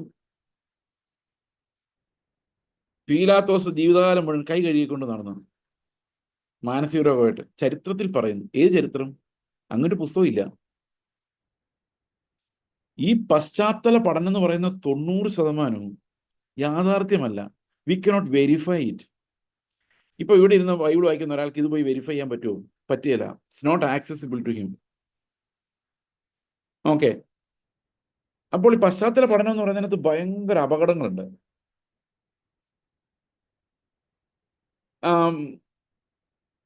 അതുപോലെ എന്താണ് ഈ ഒട്ടകം സൂചിക്കുഴയൊക്കെ കയറുന്നത്? പശ്ചാത്തലം പറഞ്ഞിട്ട് പറയാണ്, അവിടെ സൂചിക്കുഴ എന്ന പേരുള്ളൊരു ഗേറ്റ് ഉണ്ടായിരുന്നു. അതിൽ ഒട്ടകങ്ങൾ പോകുമ്പോൾ കുനിഞ്ഞു പോകുമായിരുന്നു. പശ്ചാത്തലം കിട്ടി, പക്ഷെ കർത്താവ് ഉദ്ദേശിച്ച മീനിങ് പോയി. അപ്പൊ ഈ പശ്ചാത്തലം കൊണ്ട് വന്നു കഴിയുമ്പോഴേക്ക് എന്ത് സംഭവിക്കുന്നു വെച്ച് കഴിഞ്ഞാൽ, പല മീനിങ്ങുകൾ. ഇപ്പം ആ ഒറ്റയടിക്ക് നമുക്ക് വായിച്ചാൽ കിട്ടുന്ന മീനിങ്ങിന് പുറമേ വേറെ മീനിങ്ങുകൾ ഉണ്ടാക്കിയെടുക്കും. ഇതിനെ വേറൊരു രീതിയിൽ പറഞ്ഞാൽ പ്രാക്ടിക്കൽ ഹെർമന്യൂട്ടിക്സ് വേണമെങ്കിലും പറയാം. അതായത് പ്രായോഗിക ഹെർമന്യൂട്ടിക്സ്. ഉദാഹരണത്തിന്, ഇത് ക്യാമലിന്റെ ഉപമ തന്നെ എടുക്കാം. ഇപ്പൊ ഞാൻ പറയാണ്, ധനവാനായവൻ ദൈവരാജ്യത്തിൽ കിടക്കുന്നതിനേക്കാൾ ഒട്ടകം സൂചിക്കുഴ കിടക്കുന്നതാണ് എളുപ്പം. അപ്പൊ പ്രായോഗികമായി ചിന്തിച്ചു കഴിഞ്ഞാൽ ഒരാൾ പോലും രക്ഷപ്പെടുക. അപ്പൊ നമുക്ക് പ്രായോഗികമായി ഇതിനെ കൊണ്ടുവരണമെങ്കിൽ എന്ത് ചെയ്യണം? ഒരിത്തിരി കലർത്തണം. എന്തെങ്കിലും കലർത്തി അതിനെ പ്രായോഗികമാക്കിയെടുക്കണം, സ്യൂട്ടബിൾ ആക്കിയെടുക്കണം, അല്ലേ? ഈ സ്യൂട്ടബിൾ ആക്കിയെടുക്കുന്ന പരിപാടിയാണ് നമ്മൾ പ്രാക്ടിക്കൽ ഹെർമന്യൂട്ടിക്സ് എന്ന് പറയുന്നത്. പ്രാഗ്മാറ്റിക് ഹെർമന്യൂട്ടിക്സ്, അതായത് മൾട്ടിപ്പിൾ ചോയ്സ്, പല ചോയ്സുകൾ ഉണ്ടാക്കും. ഇതെല്ലാം ഈ വ്യാഖ്യാനിക്കുന്ന ഒരു ടെക്നിക്കാണ്. നിങ്ങൾ ശ്രദ്ധിച്ചു കഴിഞ്ഞാൽ മനസ്സിലാവും എങ്ങനെയാണ് ഇവരിത് വ്യാഖ്യാനിച്ചുകൊണ്ട് വരുന്നത് എന്നുള്ള കാര്യം. ഓക്കെ. ഇനി ഇപ്പൊ ബൈബിൾ ഉദ്ദേശിക്കുന്ന മീനിങ് മറിച്ച് കളയാൻ ഈ മൾട്ടിപ്പിൾ ചോയ്സുകൾക്ക് കഴിയും. ഇതിനിങ്ങനെ അർത്ഥമുണ്ട് എന്ന് പറഞ്ഞു കഴിയുമ്പോഴേക്കും ഇതിലേതാ എന്നുള്ള കൺഫ്യൂഷൻ ഉണ്ടാക്കും. അപ്പോൾ കൊരിന്ത് സഭയിൽ പറഞ്ഞിരിക്കുന്ന സ്ത്രീകൾ സഭയിൽ മിണ്ടാതിരിക്കട്ടെ എന്ന് പറയുമ്പോൾ അതിന്റെ കൂടെ എഴുതിയിരിക്കുന്ന ഒരു കാര്യമുണ്ട്, വിശുദ്ധന്മാരുടെ സകല സഭകളിലും എന്ന പോലെ. അപ്പൊ വിശുദ്ധന്മാരുടെ സകല സഭകളിലും സ്ത്രീകൾ വായാടികളായിരുന്നു പറയേണ്ടി വരും. This is how people misinterpret. Okay. ഇനി അടുത്തൊരു പ്രധാനപ്പെട്ട കാര്യം, ഓഡിയൻസ് ഫ്രണ്ട്ലി ആയിട്ട് വ്യാഖ്യാനിക്കുക. അതായത് പ്രസംഗിക്കുന്ന ആൾക്കാർക്കാണ് ഈ പ്രലോഭനം കൂടുതലുള്ളത്. മുമ്പിൽ ഇരിക്കുന്ന ആൾക്കാർ എന്ത് വിശ്വസിക്കുന്നു അതനുസരിച്ച് ഇതിനെ കോട്ടുക. ഓക്കെ. അതും ഒരു പ്രധാനപ്പെട്ട മിസ്റ്റേക്കുകളിൽ വരുന്ന ഒരു കാര്യമാണ്. ഓഡിയൻസ് ഫ്രണ്ട്ലി ആയിട്ട് സംസാരിക്കുക, എക്സ്പീരിയൻസ് വെച്ചുകൊണ്ട് സംസാരിക്കുക. എനിക്ക് ഇങ്ങനെ ഒരു എക്സ്പീരിയൻസ് ഉണ്ടായി, നിങ്ങൾക്കും ഇങ്ങനെ ഒരു എക്സ്പീരിയൻസ് ഉണ്ടാവും. ഫോർ എക്സാമ്പിൾ, എൻ്റെ ഒരു സഹോദരന് കുറേ ബുദ്ധിമുട്ടിരുന്നപ്പം കുറേ കാശ് കിട്ടി. ഇപ്പൊ പുള്ളി പറഞ്ഞു, കർത്താവ് പ്രാർത്ഥന കേൾക്കുന്ന ദൈവമാണ്. നിങ്ങൾക്ക് ആവശ്യങ്ങളുടെ നടുവിൽ ഇരിക്കുമ്പോൾ ദൈവം ഇത് 100 കെട്ടിത്തരുന്നവരെ തരും. എല്ലാവർക്കും കിട്ടുമോ? എല്ലാവർക്കും കിട്ടില്ല. അയാളുടെ എക്സ്പീരിയൻസ് അത് കിട്ടിയെന്നാണ്. ഇയാളുടെ എക്സ്പീരിയൻസ് അങ്ങനെ ആകണമെന്നില്ല. അപ്പോൾ ഒരു വചനം എടുത്തിട്ട് ഞാൻ പറയാണ്, എൻ്റെ എക്സ്പീരിയൻസിൽ ഇത് ഇങ്ങനെ അതുപോലെ നിറവേറി ബ്രദറെ. ഇപ്പൊ വേറൊരുത്തൻ ചിന്തിക്കും അവൻ അങ്ങനെ നിറവേറുന്നില്ല. അപ്പോൾ ശരിക്കും പറഞ്ഞു കഴിഞ്ഞാൽ എൻ്റെ എക്സ്പീരിയൻസ് വെച്ചല്ല അത് വ്യാഖ്യാനിക്കേണ്ടത്. ആ എഴുതിയ ആള് എന്ത് ഉദ്ദേശത്തോടു കൂടിയാണ് അത് എഴുതിയതെന്നുള്ളതിലാണ് നമ്മൾ ഈ വ്യാഖ്യാനം മനസ്സിലാക്കേണ്ടത്. ഓക്കെ, അപ്പോൾ ഇങ്ങനെയുള്ള പല മിസ്റ്റേക്കുകൾ നമ്മൾ സാധാരണഗതിയിൽ കാണുന്നുണ്ട്. ഓക്കെ, ഇനി അടുത്ത ഒരു പ്രധാനപ്പെട്ട വ്യാഖ്യാന പ്രശ്നം എന്ന് പറയുന്നത്, ഇത് ഈ ആധുനിക കാലത്തുണ്ടായ ഒരു പ്രശ്നമാണ്. നിന്റെ സത്യം നിന്നെ പൊറുപ്പിക്കും, നിന്റെ വിശ്വാസം നിന്നെ പൊറുപ്പിക്കും. അതായത് എനിക്ക് വായിച്ചപ്പോൾ ഇങ്ങനെയാണ് മനസ്സിലായത്, നിനക്ക് വായിച്ചപ്പോൾ അങ്ങനെ മനസ്സിലായി. നിന്റെ സത്യം നിന്നെ രക്ഷിക്കട്ടെ, എൻ്റെ സത്യം എന്നെ രക്ഷിക്കും. അപ്പോൾ ഇത് നിങ്ങൾക്ക് അത്ര പരിചയമില്ലായിരിക്കും, കാരണം ഈ നാട്ടിൽ അങ്ങനെ അധികം വ്യാഖ്യാനമില്ല. പക്ഷേ ലാറ്റിൻ അമേരിക്കൻ രാജ്യങ്ങളിൽ കാത്തലിക് ചർച്ച് നേരിട്ട ഏറ്റവും വലിയ ക്രൈസിസുകളിൽ ഒന്നെന്ന് പറയുന്നത് ഈ രീതിയിലുള്ള വ്യാഖ്യാനമാണ്. അതായത് ലിബറേഷൻ തിയോളജി എന്ന് പറയും. ഈ ലിബറേഷൻ തിയോളജിയുടെ പ്രത്യേകത എന്താണെന്ന് വെച്ച് കഴിഞ്ഞാൽ, എഴുതിയ ആൾ എന്തുദ്ദേശിച്ചു എന്നുള്ളതല്ല, നിങ്ങൾക്കതിൽ നിന്ന് എന്ത് മനസ്സിലായി എന്നുള്ളതാണ് കാര്യം. ഇപ്പം ഉദാഹരണത്തിന് യേശു ക്രിസ്തു കാലിത്തൊഴുത്തിലാണ് പിറന്നത്. ഓക്കെ, അപ്പം ഒരു ബ്ലാക്ക് തിയോളജിക്കാരൻ പറയാണ് പാവപ്പെട്ടവരെ ഉദ്ധരിക്കാൻ വേണ്ടി വന്നയാളാണ്, ആദ്യത്തെ കമ്മ്യൂണിസ്റ്റുകാരനാണ്, വിപ്ലവകാരിയാണ്, മതത്തിനെതിരെ പോരാടിയ ആളാണ്. അപ്പൊ നമ്മൾ പറയാണ് ദൈവത്തിന്റെ പിതാവായി ഈ ഭൂമിയിൽ ഇറങ്ങി വന്ന ആളാണ്, ദൈവമാണ്. അല്ല, ദൈവത്തിന്റെ മകനായി ഈ ഭൂമിയിൽ ഇറങ്ങി വന്ന ആളാണ്, ദൈവമാണ്. അത് നിങ്ങൾക്ക്, ഞങ്ങൾ യേശുവിനെ കാണുന്നത് ഒരു വിപ്ലവകാരിയായിട്ടാണ്. ഇതാണ് റീഡർ എന്ത് കാണുന്നു. അത് നമ്മുടെ ഇടയിൽ അത്ര പ്രചാരം വന്നിട്ടില്ല. ഇത് ഈ സെമിനാറിലൊക്കെ ഇരുന്ന് പഠിക്കുന്ന ആൾക്കാരുടെ ഇത് ഇറങ്ങിയിട്ടുള്ളൂ. പക്ഷേ ഈ ലാറ്റിൻ അമേരിക്കൻ രാജ്യങ്ങളിലെ പ്രശ്നം എന്ന് പറഞ്ഞാൽ നാട്ടിലേക്ക് ഇറങ്ങിയത് കമ്മ്യൂണിസമായിട്ട് മിക്സ് ആയി എന്നുള്ളതാണ് ഈ ലിബറേഷൻ തിയോളജി. ഓക്കെ, ഇതെല്ലാം തെറ്റായ രീതിയിലുള്ള വ്യാഖ്യാനങ്ങൾ. ഈ വ്യാഖ്യാനങ്ങൾ ഉണ്ടാകുന്നത് എങ്ങനെയെന്ന് വെച്ച് കഴിഞ്ഞാൽ ഓരോ കാലഘട്ടം അനുസരിച്ച് ഇത് മാറ്റുകയാണ്. ഇപ്പൊ 1-ാം നൂറ്റാണ്ടിലെ സിറ്റുവേഷൻ അതായിരുന്നുവെങ്കിൽ ഇപ്പോഴത്തെ സിറ്റുവേഷൻ ഇതാണ്. അതുകൊണ്ട് നമുക്കിത് ഇങ്ങനെ വ്യാഖ്യാനിക്കാം. ഈ രീതിയിലാണ് ഈ തെറ്റായ വ്യാഖ്യാനങ്ങളുടെ ഒരു രീതി ഉണ്ടാകുന്നത്. ഇനി നമ്മുടെ ചുറ്റും നോക്കാം. നമ്മുടെ ചുറ്റും എങ്ങനെയുള്ള മിസ്റ്റേക്കുകളാണ് നിങ്ങൾ കൂടുതൽ കാണുന്നത്? ഒന്ന്, ഞാൻ നേരത്തെ പറഞ്ഞ പോലെ പിക്ക് മെത്തഡാണ്. അതായത് വചനത്തിൽ ഒരു വാക്യം വായിക്കുന്നു, ഞാൻ അപ്പുറം ഇപ്പുറം വായിക്കുന്നില്ല. ഓക്കെ, ഇത് ആണ് എനിക്ക് കിട്ടിയതെന്ന് പറയുന്നു, തട്ടിവിടുന്നു. പ്രവാചകൻ വന്നിട്ട് തലയൊക്കെ വെച്ചിട്ട് പറയുന്നു, നിന്നെ മാനിക്കുന്ന ദൈവം ഇറങ്ങി വന്നിരിക്കുന്നു. അത് എവിടെ എഴുതിയിരിക്കുന്നത് വെച്ച് കഴിഞ്ഞാൽ അത് എവിടെയോ ദൈവം ഇറങ്ങി ചെന്നതിൻ്റെ കാര്യമായിരിക്കും അവൻ കോട്ട് ചെയ്യുന്നത്. അല്ലെങ്കിൽ രാജാവിനോട് പറഞ്ഞൊരു കൽപ്പനയായിരിക്കും. അത് എനിക്കെങ്ങനെ ആപ്ലിക്കബിൾ ആവുന്നത്? ഞാൻ രാജാവ് പോയിട്ട് ഒരു സേവകം പോലും അല്ല, എനിക്കെങ്ങനെയാണ് അത് ആപ്ലിക്കബിൾ? അപ്പോൾ ഏതെങ്കിലും ഒരു വാക്ക് എവിടെന്നെങ്കിലും അടർത്തിയിട്ടിട്ട് പറയുന്ന ഈ ഒരു ഫാലസി, ഈ ഒരു മിസ്റ്റേക്ക് വളരെ കോമൺ ആയിട്ട് നമ്മൾ നമ്മുടെ ചുറ്റും കാണുന്ന ഒരു കാര്യമാണ്. ഓക്കെ, ഇനി ഇപ്പൊ അത്ര പ്രചാരത്തില്ലെങ്കിലും ഒരു 10-15 വർഷം മുമ്പൊക്കെ വളരെ പ്രചാരത്തിൽ ഇരുന്ന ഒരു കാര്യമാണ് ഈ മർമ്മം കണ്ടുപിടിക്കുക എന്ന് പറയുന്ന വ്യാഖ്യാന രീതി. ഈ മർമ്മം കണ്ടുപിടിക്കുക എന്ന് പറഞ്ഞു കഴിഞ്ഞാൽ അലിഗോറിക്കൽ മെത്തഡ് എന്ന് പറയും. Allegorical method. ഈ അലിഗോറിക്കൽ മെത്തഡ് അനുസരിച്ച് വ്യാഖ്യാനിക്കുന്ന എങ്ങനെയാണെന്ന് വെച്ച് കഴിഞ്ഞാൽ, അബ്രഹാമിന്റെ ഇസാക്കിന്റെയും കഥ നിങ്ങൾ എടുത്താൽ അലിഗറിയാക്കാണ്. അബ്രഹാം എന്ന് പറയുന്ന പിതാവ്, സ്വർഗത്തിലെ പിതാവ്. ബൈബിളിൽ എവിടെ ഉണ്ട് അങ്ങനെ? അങ്ങനെയില്ല. ഞാൻ മർമ്മം കണ്ടുപിടിച്ചാണ്. മർമ്മം അതായത് നമ്മൾ കാണുന്ന ടെക്സ്റ്റിന് നമ്മൾ കാണാത്ത ഒരു മീനിങ് അതിനകത്തോടെ ഉണ്ടെന്ന് അർത്ഥം. അതിനാണ് ഈ അലഗറി എന്ന് പറയുന്നത്. അപ്പൊ ലിറ്ററൽ പ്ലെയിൻ റീഡിംഗ് അല്ല, അതിന്റെ താഴെ, അതിന്റെ കീഴെ വേറെ ഒരു നമ്മൾ ആരും അറിയാത്ത, എഴുതിയ ആൾ പോലും അറിയാത്ത ഒരു മീനിങ് ഇരിപ്പുണ്ട്. അതിനാണ് ഈ മർമ്മം എന്ന് പറയുന്നത്. ഓ, എന്തെല്ലാം മർമ്മങ്ങളാ പുള്ളി വ്യാഖ്യാനിച്ചെന്നറിയാം എന്ന് പറയാം. അപ്പൊ അതനുസരിച്ച് റബേക്കയെ പെണ്ണ് കാണാൻ പോകുന്ന, കല്യാണം കഴിക്കാൻ പോകുന്ന ആ കാഴ്ച ശരിക്കും നമ്മുടെ രക്ഷയുടെ കാഴ്ചയാണ്. അതാണ് പരിശുദ്ധാത്മാവായ ഏലിയാസർ. അവിടെ എവിടെ എഴുതിയേക്കുന്ന? ബൈബിളിൽ അങ്ങനെ എഴുതിയിട്ടില്ല. ഇത് വലിയൊരു ഫാലസിയാണ്. നമ്മളിത് അനേക സ്ഥലങ്ങളിലും ആൾക്കാർ വ്യാഖ്യാനിച്ച് ഇട്ടിരിക്കുന്ന ഒരു കാര്യമാണ് ഈ അങ്ങനെയുള്ള വ്യാഖ്യാനങ്ങൾ. അതായത് ഇസഹാക്ക് യേശുക്രിസ്തുവിനെ കാണിക്കുന്നു, റെബേക്ക സഭയെ കാണിക്കുന്നൊക്കെ പറഞ്ഞു. ബൈബിളിൽ അങ്ങനെ ഒന്നും ഒരിടത്തും പറഞ്ഞിട്ടില്ല. സോ ബൈബിളിൽ പറയാത്ത ഒരു കാര്യം നമ്മൾ എന്ത് ചെയ്തിരിക്കുന്നു, ഇതിനെ നമ്മൾ അലിഗോറിക്കൽ മെത്തഡ് ഓഫ് ഇന്റർപ്രിട്ടേഷൻ എന്ന് പറഞ്ഞാൽ നമ്മൾ എല്ലാത്തിനെയും, പഴയ നിയമത്തിൽ കാണുന്ന എല്ലാ കഥയ്ക്കും പുതിയ നിയമത്തിൽ ഒരു പാരലൽ ഉണ്ടാക്കിയിട്ട് അതിനെക്കുറിച്ച് രക്ഷയെക്കുറിച്ചാന്ന് പറയും. ഓക്കെ, അതാണ് ഈ അലിഗോറിക്കൽ മെത്തഡ് എന്ന് പറയുന്നത്. സമാഗമന കൂടാരം കണ്ടിട്ട് സമാഗമന കൂടാരത്തെ ക്രിസ്തുവുമായിട്ട് കാണിച്ചു തരും. ഇതിങ്ങനെ കുറ്റിയതാണ്, കൊളുത്തിയതാണ് എന്ന് പറഞ്ഞ് this is what we call allegorical method. അപ്പൊ ആദ്യം എഴുതിയ ആൾക്ക് ഇങ്ങനെ അറിയാമായിരുന്നു? അതില്ല. അത് ഞാൻ വായിച്ചെടുത്ത് വ്യാഖ്യാനിച്ചെടുത്താണ്. No credibility. അതാണ് എൻ്റെ പ്രശ്നം. കാരണം എഴുതിയ ആളത് ഉദ്ദേശിച്ചിട്ടില്ലെങ്കിൽ അദ്ദേഹം അത് എഴുതിയിട്ടുമില്ല. ഇതിനിടയിലൂടെ ഞാനത് വായിച്ചെടുക്കണമെങ്കിൽ ബൈബിളിൽ വേറെ എവിടെയെങ്കിലും പറയണം, ഇങ്ങനെ ഉദ്ദേശിച്ചാകുന്നു മോശ പറഞ്ഞത്, അല്ലെങ്കിൽ ഇങ്ങനെ ഉദ്ദേശിച്ചാകുന്നു യെശയ്യാവ് പറഞ്ഞത് എന്ന് പുതിയ നിയമത്തിൽ ടെസ്റ്റിഫൈ ചെയ്യപ്പെട്ടിട്ടില്ലെങ്കിൽ നമ്മുടെ സ്വാതന്ത്ര്യത്തിന് പഴയ നിയമത്തിലുള്ളത് എടുത്ത് അതിനെ അലഗറൈസ് ചെയ്യുക. അതായത് അലിഗറി എന്ന് പറഞ്ഞു കഴിഞ്ഞാൽ അതിന് മലയാളത്തിൽ പറയുന്ന അലങ്കാരങ്ങളായിട്ട് അലങ്കാരിക പ്രയോഗമാക്കി മാറ്റരുത് എന്നുള്ളതാണ്. ഓക്കെ, നമ്മൾ മനസ്സിലാക്കേണ്ട ഒരു പ്രധാനപ്പെട്ട ഇത് വളരെ ശമരിയാക്കാരൻ്റെ കഥയാണ് ഏറ്റവും കൂടുതൽ അങ്ങനെ പോയിട്ടുള്ള ഒരു കാര്യം. ശമരിയാക്കാരൻ്റെ കഥ. ശമരിയാക്കാരൻ യെരിഹോയിലോട്ട് പോകുന്നു. അവിടെ കൊള്ളക്കാർ ഇവനെ ആക്രമിച്ച് നശിപ്പിക്കുന്നു, കീഴടക്കുന്നു, മുറിവേറ്റവനായി വിട്ടിട്ട് പോകുന്നു. അവിടെ മതം വരുന്നു, മതത്തിന്റെ പുരോഹിതൻ വരുന്നു, ആരും മൈൻഡ് ചെയ്യുന്നില്ല. അപ്പോൾ പിശാചി പിടിച്ചുകൊണ്ട് അടിച്ച് നിലത്തിട്ടിരിക്കുന്നു. മതത്തിന് അവനെ രക്ഷിക്കാൻ പറ്റുന്നില്ല, പുരോഹിതനെ രക്ഷിക്കാൻ പറ്റുന്നില്ല. അവസാനം നല്ല ശമരിയാക്കാരനായ യേശുക്രിസ്തു വന്നവനെ രക്ഷിച്ച് സഭയിലാക്കിയിട്ട് ചിലർ പറയുന്നു വചനവും ആത്മാവും കൊടുത്തിട്ട് പോയെന്ന്, ചിലർ പറയുന്നു പഴയ നിയമം പുതിയ നിയമം കൊടുത്തിട്ട് പോയെന്ന്. 2 കോയിൻ കൊടുത്തു. എന്നിട്ട് പറഞ്ഞു ഞാൻ പിന്നെ വന്ന് കൊണ്ടുപോക്കോളാം, അപ്പൊ അതുവരെ ഇതും കൊണ്ട് മെയിൻറ്റെയിൻ ചെയ്തോണം എന്ന് പറഞ്ഞു. കേൾക്കുമ്പോൾ നമുക്ക് അത്ഭുതം തോന്നും. പക്ഷെ ഒരൊറ്റ ചോദ്യം, യേശുക്രിസ്തു എന്തിനാ അത് പറഞ്ഞത്? ഉപമ പറഞ്ഞത് എന്തിനാ? എൻ്റെ സ്നേഹിതനാര്, എൻ്റെ അയൽക്കാരനാര് എന്ന് ചോദിച്ചപ്പം കർത്താവ് അയൽക്കാരനാരാന്ന് കാണിക്കാൻ വേണ്ടി പറഞ്ഞ ഉപമയാണ് അത്. അതിന് ആ അർത്ഥമേ ഉള്ളൂ, വേറൊരർത്ഥമില്ല. എന്തുദ്ദേശത്തോടു കൂടിയാണ് ഓതർ അത് പറഞ്ഞത്, ആ അർത്ഥം മാത്രമേ ബൈബിളിൽ ആ വാക്യത്തിനുള്ളൂ. എനിക്കത് ഇങ്ങനെ വെളിപ്പെട്ടു ബ്രദറെ, എനിക്കത് അങ്ങനെ വെളിപ്പെട്ടു ബ്രദറെ, ഇങ്ങനെ പറഞ്ഞു കഴിയുമ്പോഴുള്ള problem, we are driving ourselves away from the true meaning of the scripture.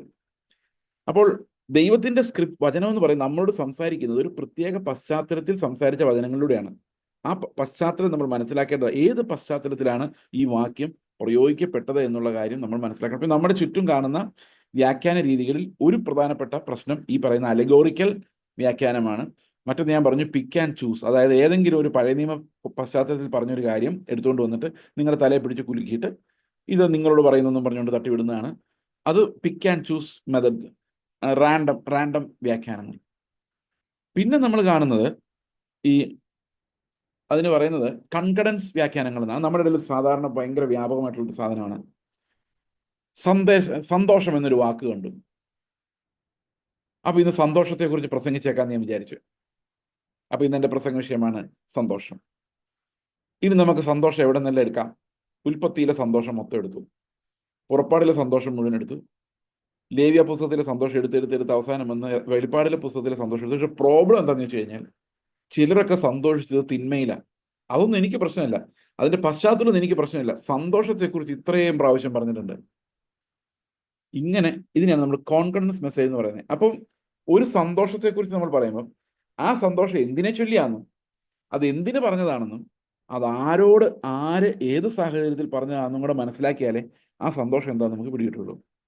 അപ്പൊ ഈ കോൺഫിഡൻസ് മെസ്സേജ് എന്ന് പറഞ്ഞു കഴിഞ്ഞാൽ ഏതെങ്കിലും ഒരു വാക്ക് ബൈബിളിൽ നിന്ന് എടുത്ത ശേഷം അതിനെക്കുറിച്ച് വിശാലമായ പ്രസംഗം ഉണ്ടാവുക എന്നുള്ളതാണ്. അതായത് ലോങ് മെസ്സേജസ് ഉണ്ടാക്കിയെടുക്കും. ഇതെല്ലാം നമ്മൾ സാധാരണ കാണുന്ന വ്യാഖ്യാന രീതികളാണ്.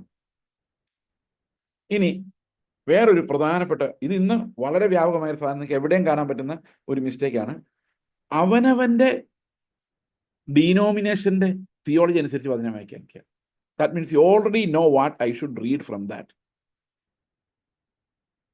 നമുക്ക് ആഭരണം ഇടുന്നത് ശരിയാണോ എന്ന് അറിയാൻ വേണ്ടിയുള്ള 1-2 വാക്യങ്ങൾ നമുക്കൊന്ന് വായിച്ചു നോക്കാം അല്ലേ? ഓക്കെ, നമുക്ക് 1 പത്രോസിലേക്ക് തന്നെ വരാം. അതിനകത്ത് 3-ാം അധ്യായം നമുക്ക് വായിക്കാം. ആഭരണം ധരിക്കുന്നത് ശരിയാണോ? ഓക്കെ, ഇതെങ്ങനെ വ്യാഖ്യാനിക്കേണ്ടത് നോക്കിയാണെ 3-ാം വാക്യം. നിങ്ങളുടെ അലങ്കാരം എന്തൊക്കെയാന്ന് നോക്കണേ. തലമുടി പിന്നുന്നതും പൊന്നണിയുന്നതും വസ്ത്രം ധരിക്കുന്നതും എന്നിങ്ങനെ പുറമേ ഉള്ളതല്ല. അപ്പം ബ്രദറെ, പൊന്നണിയുന്നത് ശരിയല്ല കേട്ടോ ബ്രദറെ. ഇങ്ങനെ പറഞ്ഞിട്ടുണ്ട് ബൈബിളിൽ, പുറമേ ഉള്ളതല്ല. അപ്പൊ വസ്ത്രം ധരിക്കുന്നോ, അത് കോസ്റ്റ്ലി വസ്ത്രം. അപ്പം വ്യാഖ്യാനം പൊട്ടിയല്ലേ അവിടെ? കാരണം അവിടെ പറഞ്ഞിരിക്കുന്നത് അങ്ങനെയല്ല, പുറമേ ഉള്ളതല്ല എന്നാ പറഞ്ഞേക്കുന്നത്. അപ്പൊ എന്റെ ഡീനോമിനേഷന് സ്യൂട്ട് ആവുന്ന എന്താണ്? പൊന്നണിയാൻ പാടില്ല എന്ന് എങ്ങനെയെങ്കിലും തെളിയിക്കണം എനിക്ക്. അതുകൊണ്ട് കിട്ടാവുന്ന വാക്യങ്ങൾ മുഴുവൻ അതിനായിട്ട് എടുത്തിട്ടുണ്ട്. ഇങ്ങനെയുള്ള വ്യാഖ്യാനങ്ങൾ, ഇപ്പം അതിലൊരു വലിയ രസകരമായ ഒരു കാര്യം എന്ന് കഴിഞ്ഞാൽ, ഫിലിപ്പി ലേഖനത്തിൽ ഒരു വാക്യമുണ്ട്, നിങ്ങളുടെ രക്ഷയ്ക്കായി പ്രവർത്തിക്കും, ഭയത്തോടും വിറയലോടും കൂടി നിങ്ങളുടെ രക്ഷയ്ക്കായി പ്രവർത്തിക്കും. ഇങ്ങനെയാണ് ബൈബിളിൽ എഴുതിയിരിക്കുന്നത്. ഓക്കെ, അത് പെന്തക്കോസ്തുകാർ വ്യാഖ്യാനിക്കുമ്പോൾ നിങ്ങളുടെ രക്ഷയ്ക്കായി നിങ്ങൾ വിറയലോട് പ്രവർത്തിക്കണം എന്നാക്കും. ഇതെങ്ങനെ എനിക്ക് മനസ്സിലായെന്ന് വെച്ച് കഴിഞ്ഞാൽ, വർഷങ്ങൾക്ക് മുമ്പ് എൻ്റെ ഓർമ്മ ശരിയാണെങ്കിൽ അതാണ്ട് 2000 ആണ്ടിലാന്ന് തോന്നുന്നു, ഈ ബൈബിൾ സൊസൈറ്റിയിൽ മുഴുവൻ CSIക്കാരും മർത്തോമക്കാരുമാണ് ഈ പെന്തക്കോസ്തുകാർക്ക് തോന്നുകയും അവരും ബ്രദറുകാരും കൂടെ ചേർന്ന് ഒരു പുതിയ സൊസൈറ്റി ഉണ്ടാക്കിയിട്ട് ബൈബിൾ ഇറക്കാൻ തീരുമാനിക്കുകയും ചെയ്തു. നിങ്ങൾ ഓർമ്മയുണ്ടോന്ന് അറിയത്തില്ല, എനിക്ക് നല്ല ഓർമ്മയുണ്ട്. അവസാനം അവർ തമ്മിൽ പിരിയാനുള്ള കാരണം ഈ ഫിലിപ്പി ലേഖനത്തിൽ ഈ വാക്യമായിരുന്നു. ബ്രദറുകാർ പറഞ്ഞു രക്ഷയെ പ്രവൃത്തിയിൽ കൊണ്ടുവരിക എന്ന് വ്യാഖ്യാനിക്കണം. പെന്തക്കോസ്തുകാർ പറഞ്ഞു രക്ഷയ്ക്കായി പ്രവർത്തിക്കണമെന്നുള്ളത് മാറ്റാൻ പറ്റത്തില്ല. അവർ തമ്മിൽ അടിയായത് പിരിഞ്ഞു, നടന്നില്ല. അപ്പൊ അവരവരുടെ ഡീനോമിനേഷന് പറ്റിയ രീതിയിൽ അത് വ്യാഖ്യാനിച്ചെടുക്കുക, വ്യാഖ്യാനിച്ച് വളച്ച് തിരിച്ചെടുക്കുക. ഇത് ഒരു സ്ഥിരം പരിപാടിയാണ്. അടിസ്ഥാന വേദോപദേശങ്ങൾ 7. അപ്പൊ അതിനകത്ത് പരിശുദ്ധാത്മാവിന്റെ കാര്യം പറഞ്ഞത് എക്സ്പ്ലെയിൻ ചെയ്യാൻ പാടാന്ന് വിചാരിച്ച് ബ്രദറുകാർ അത് കട്ട് ചെയ്തിട്ട് വേർപാട് ആഡ് ചെയ്തു. 40-ാം വാക്യത്തിലുള്ള വേർപാട്. പെന്തക്കോസ്തുകാർ എന്ന് വെച്ച് കഴിഞ്ഞാൽ വേർപാട് ആഡ് ചെയ്തിട്ട് ഇത് വെച്ചു. അപ്പൊ ഇതിനകത്തെല്ലാം ഈ ഡീനോമിനേഷന്റെ സ്വാധീനം ഭയങ്കര ശക്തമാണ്. ഏത് ഡീനോമിനേഷനാണ് നിങ്ങൾ, so that means you don't have a commitment to the truth. സത്യം എന്താണ് എന്ന് മനസ്സിലാക്കാനുള്ള കമ്മിറ്റ്മെന്റ് ഇല്ല. എൻ്റെ ഡീനോമിനേഷനിൽ ആരും വിഷമിക്കരുത്, അവരെ ആരെയും മുറിവേൽപ്പിക്കരുത്, അങ്ങനെ ഒരു ചിന്ത മാത്രമേ ഉള്ളൂ. അതുകൊണ്ട് വ്യാഖ്യാനിക്കുമ്പോഴെല്ലാം ഈ പതുക്കെ നമ്മൾ എന്ത് ചെയ്യുന്നു വെച്ച് കഴിഞ്ഞാൽ, ആ ഫുൾ മീനിങ്ങിലേക്ക് പോകാതെ ആ ഡീനോമിനേഷനെ തൃപ്തിപ്പെടുത്താൻ വേണ്ടി നിൽക്കും. അപ്പൊ ഇത് ഇന്ന് കാണുന്ന ഒരു വ്യാഖ്യാന പ്രശ്നമാണ്. ഇന്ന് കേരളത്തിൽ മാത്രമല്ല, അത് ലോകം മുഴുവനുള്ള ഒരു വ്യാഖ്യാന പ്രശ്നമാണ്. ഇനി നമ്മൾ സാധാരണഗതി ഞാൻ കഴിഞ്ഞ ദിവസങ്ങളിൽ സംസാരിച്ചൊരു വിഷയമാണ്, ഈ വ്യാഖ്യാനങ്ങൾ നടത്തുമ്പോൾ പഴയ നിയമത്തെ തെറ്റായി വ്യാഖ്യാനിക്കുക, അത് തെറ്റായി വചനത്തെ വിഭജിക്കുക. തിമോത്തിയോസ് ലേഖനത്തിൽ പറയും നിങ്ങൾ divide the word of truth, അതായത് വചനം വിഭജിച്ച് പഠിപ്പിക്കുക എന്നാണ്. അപ്പൊ വചനം എങ്ങനെയാണ് വിഭജിച്ച് പഠിപ്പിക്കുന്നത്? How do U divide the word of truth?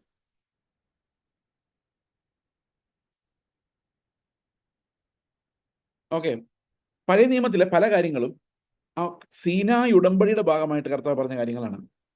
അതിൽ പറഞ്ഞിരിക്കുന്ന പല അനുഗ്രഹങ്ങളും പുറമേ നോക്കി കഴിയുമ്പോൾ അത് സീനായി ഉടമ്പടിയുമായിട്ട് ബന്ധപ്പെട്ട കാര്യങ്ങളാണ്. പക്ഷെ നമ്മൾ സീനായി ഉടമ്പടിയുടെ ഭാഗമല്ല, നമ്മൾ നിത്യമായ ക്രിസ്തുവിന്റെ രക്തത്താലുള്ള പുതിയ നിയമ ഉടമ്പടിയുടെ ഭാഗമാണ്. അപ്പൊ പഴയ നിയമത്തിൽ സീനായി ഉടമ്പടിയുടെ ഭാഗമായി പറഞ്ഞിരിക്കുന്ന വാഗ്ദത്തങ്ങളും ആശയങ്ങളും പുതിയ നിയമത്തിൽ ഉപയോഗിക്കുമ്പോൾ അതൊരു നിഴലായിട്ടാണ് നമ്മൾ എടുക്കാവൂ, പൊരുളായിട്ട് എടുക്കരുത്. കാരണം പൊരുൾ ക്രിസ്തുവാണ്. എല്ലാ തിരുവെഴുത്തുകളിലൂടെയും ക്രിസ്തുവിനെയാണ് വെളിപ്പെടുത്തുന്നതും പഠിപ്പിക്കുന്നത്. അതുകൊണ്ട് പഴയ നിയമത്തിൽ എല്ലാ വാക്യവും നമുക്ക് എടുക്കാം, പക്ഷെ അതിന്റെ നിഴൽ വ്യാഖ്യാനങ്ങളിലേക്ക് പോയി ആ സീനായി ഉടമ്പടിയുടെ അടിസ്ഥാനത്തിലുള്ള നന്മ, തിന്മ, അടി, റെസ്റ്റോറേഷൻ, റെസ്റ്റിറ്റ്യൂഷൻ, അതിനെ വിട്ടിട്ട് അതിലൂടെ എല്ലാം യേശു ക്രിസ്തുവിലേക്ക് എങ്ങനെയാണ് പോയിന്റ് ചെയ്യുന്നതെന്നുള്ളതിലേക്ക് നമ്മൾ എത്തിയില്ലെങ്കിൽ that hermeneutic also is a very bad hermeneutic. അത് തികച്ചും തെറ്റായിട്ടുള്ള ഒരു വ്യാഖ്യാനമാണ്. പിന്നെ പെന്തക്കോസ്തുകാരുടെ സിറ്റുവേഷനിലോട്ട് നമുക്ക് വരാം. ഇതൊരു മഹാവിശാലമായ ലോകമാണ്, എന്തും വ്യാഖ്യാനിക്കാം, എങ്ങനെയും വ്യാഖ്യാനിക്കാം, ഒരു റൂളും ഇല്ല. ഈ വാക്യം വായിച്ചപ്പോൾ കർത്താവിൻ്റെ ആത്മാവ് എന്നെ ഇങ്ങനെ കാണിച്ചു തന്നു. ഒരു പ്രോബ്ലം ഉണ്ട്, കുഴപ്പമില്ല, കർത്താവിൻ്റെ ആത്മാവിന് വചനത്തിൽ എന്ത് വേണമെങ്കിലും കാണിച്ചു തരാൻ പറ്റും. പക്ഷെ ഈ കാണിച്ചു തന്ന് ഇങ്ങനെയാണ് ഈ വചനം എഴുതിയേക്കുന്നതെന്ന് നിങ്ങൾ നാളെ വേറൊരാളെ കാണിച്ചിട്ട് ഇതിങ്ങനെയല്ലേ ബ്രദറേന്ന് ചോദിക്കുമ്പം അവർക്കും അങ്ങനെയാണെന്ന് തോന്നണം, അല്ലെങ്കിൽ ആ വ്യാഖ്യാനം റോങ് ആണ്. ഇപ്പം ഞാൻ നിങ്ങളോട് പറയാണ്, എന്നോട് വചനം വായിച്ചപ്പോൾ ഇത് ഇങ്ങനെയാണെന്നാ പറഞ്ഞു തന്നത്. ഉദാഹരണത്തിന് പൗലോസിന്റെ ശൂലം. ഈ പൗലോസിന്റെ ശൂലം എന്തായിരുന്നു? ഞാൻ വ്യാഖ്യാനിക്കാൻ പോട്ടോ. ബൈബിളിലില്ല, ഞാൻ കണ്ടുപിടിക്കാൻ പോകും. അപ്പോൾ ദൈവത്തോട് പറയും, കർത്താവ് ശൂലം എന്തായിരുന്നു, ശൂലം എന്തായിരുന്നു. അപ്പോൾ എൻ്റെ ജീവിതത്തിൽ കുറേ ശൂലങ്ങളുണ്ട്, അതിലേതെങ്കിലും ഒന്നായിരിക്കും എന്നാണ് എൻ്റെ ചിന്ത. അപ്പോൾ പൗലോസിന് ശരിക്കും കണ്ണ് കാണാൻ മേലെ, അതായിരിക്കും ശൂലം. അപ്പൊ പുള്ളി അത് ഉറപ്പിച്ചു, അതാണ് ശൂലം. കാരണം വേറൊരിടത്തത് പറയുന്നു. എന്നോട് ആൾ പറഞ്ഞത് പൗലോസിന് ഭയങ്കര ഗമയായിരുന്നുണ്ട്, വലിയ ആളാന്നൊരു ചിന്തയുള്ളതുകൊണ്ട് പുള്ളി ഇടയ്ക്കിടയ്ക്ക് ഓരോ പാപത്തിൽ വീഴുമായിരുന്നു. അപ്പം അഹങ്കാരം പോകാൻ വേണ്ടി, കാരണം നമ്മുടെ അഹങ്കാരം, വെളിപ്പാടുകളായുള്ള അഹങ്കാരം പോകണമെങ്കിൽ ഇടയ്ക്കിടയ്ക്ക് തോക്കണമല്ലോ. അപ്പൊ പുള്ളി ഏതോ ഒരു പാപത്തെ ജയിക്കാതെ കിടക്കുമായിരുന്നു എന്നോട് പറഞ്ഞു. അപ്പൊ എനിക്ക് ഇതൊക്കെ എങ്ങനെ മനസ്സിലായെന്ന് വെച്ച് കഴിഞ്ഞാൽ അറിയത്തില്ല, അത് ഒരു കണ്ടുപിടിച്ചാണ്. ദൈവാത്മാവ് അങ്ങനെ വെളിപ്പെടുത്തി തന്നു. ഞാനിത് എന്താന്ന് ഇങ്ങനെ ആലോചിച്ചുകൊണ്ടിരിക്കുക. അപ്പൊ ഇങ്ങനെ ആലോചിച്ചിട്ട് ഒരു പശ്ചാത്തലമില്ല. അപ്പം ഞാൻ അതിനകത്ത് അത് വ്യാഖ്യാനിക്കാൻ വേണ്ടി ഞാൻ ഉപയോഗിക്കുന്ന ഒരു ടൂൾ എന്ന് പറയുന്നത് സാത്താന്റെ ദൂതൻ എന്നുള്ളതാണ്. അപ്പൊ സാത്താന്റെ ദൂതന്റെ പണി കുറ്റം പറയാന്നുള്ളതാണ്. അപ്പൊ ഒരു കൂട്ടാളി എപ്പോഴും കുറ്റം പറയുന്നുണ്ടായിരിക്കാം, ഏതെങ്കിലും പൗലോസിന്റെ വീഴ്ചകളെല്ലാം പൊക്കി പിടിച്ചുകൊണ്ട് വരുന്നുണ്ടായിരിക്കും, ആയിരിക്കാം. അപ്പൊ നമ്മൾ ആയിരിക്കാം എന്ന് പറയാൻ പറ്റും. ബിക്കോസ് ദൈവം എന്നോട് പറഞ്ഞെന്ന് പറഞ്ഞിട്ട് അതിനകത്ത് അതോറിറ്റി ഉണ്ടാക്കാൻ പറ്റില്ല. We don't know. When we don't know the things, we cannot be an authority on that. നമുക്ക് അതിനകത്തൊരു അതോറിറ്റി ആയിരിക്കാൻ പറ്റുകയില്ല.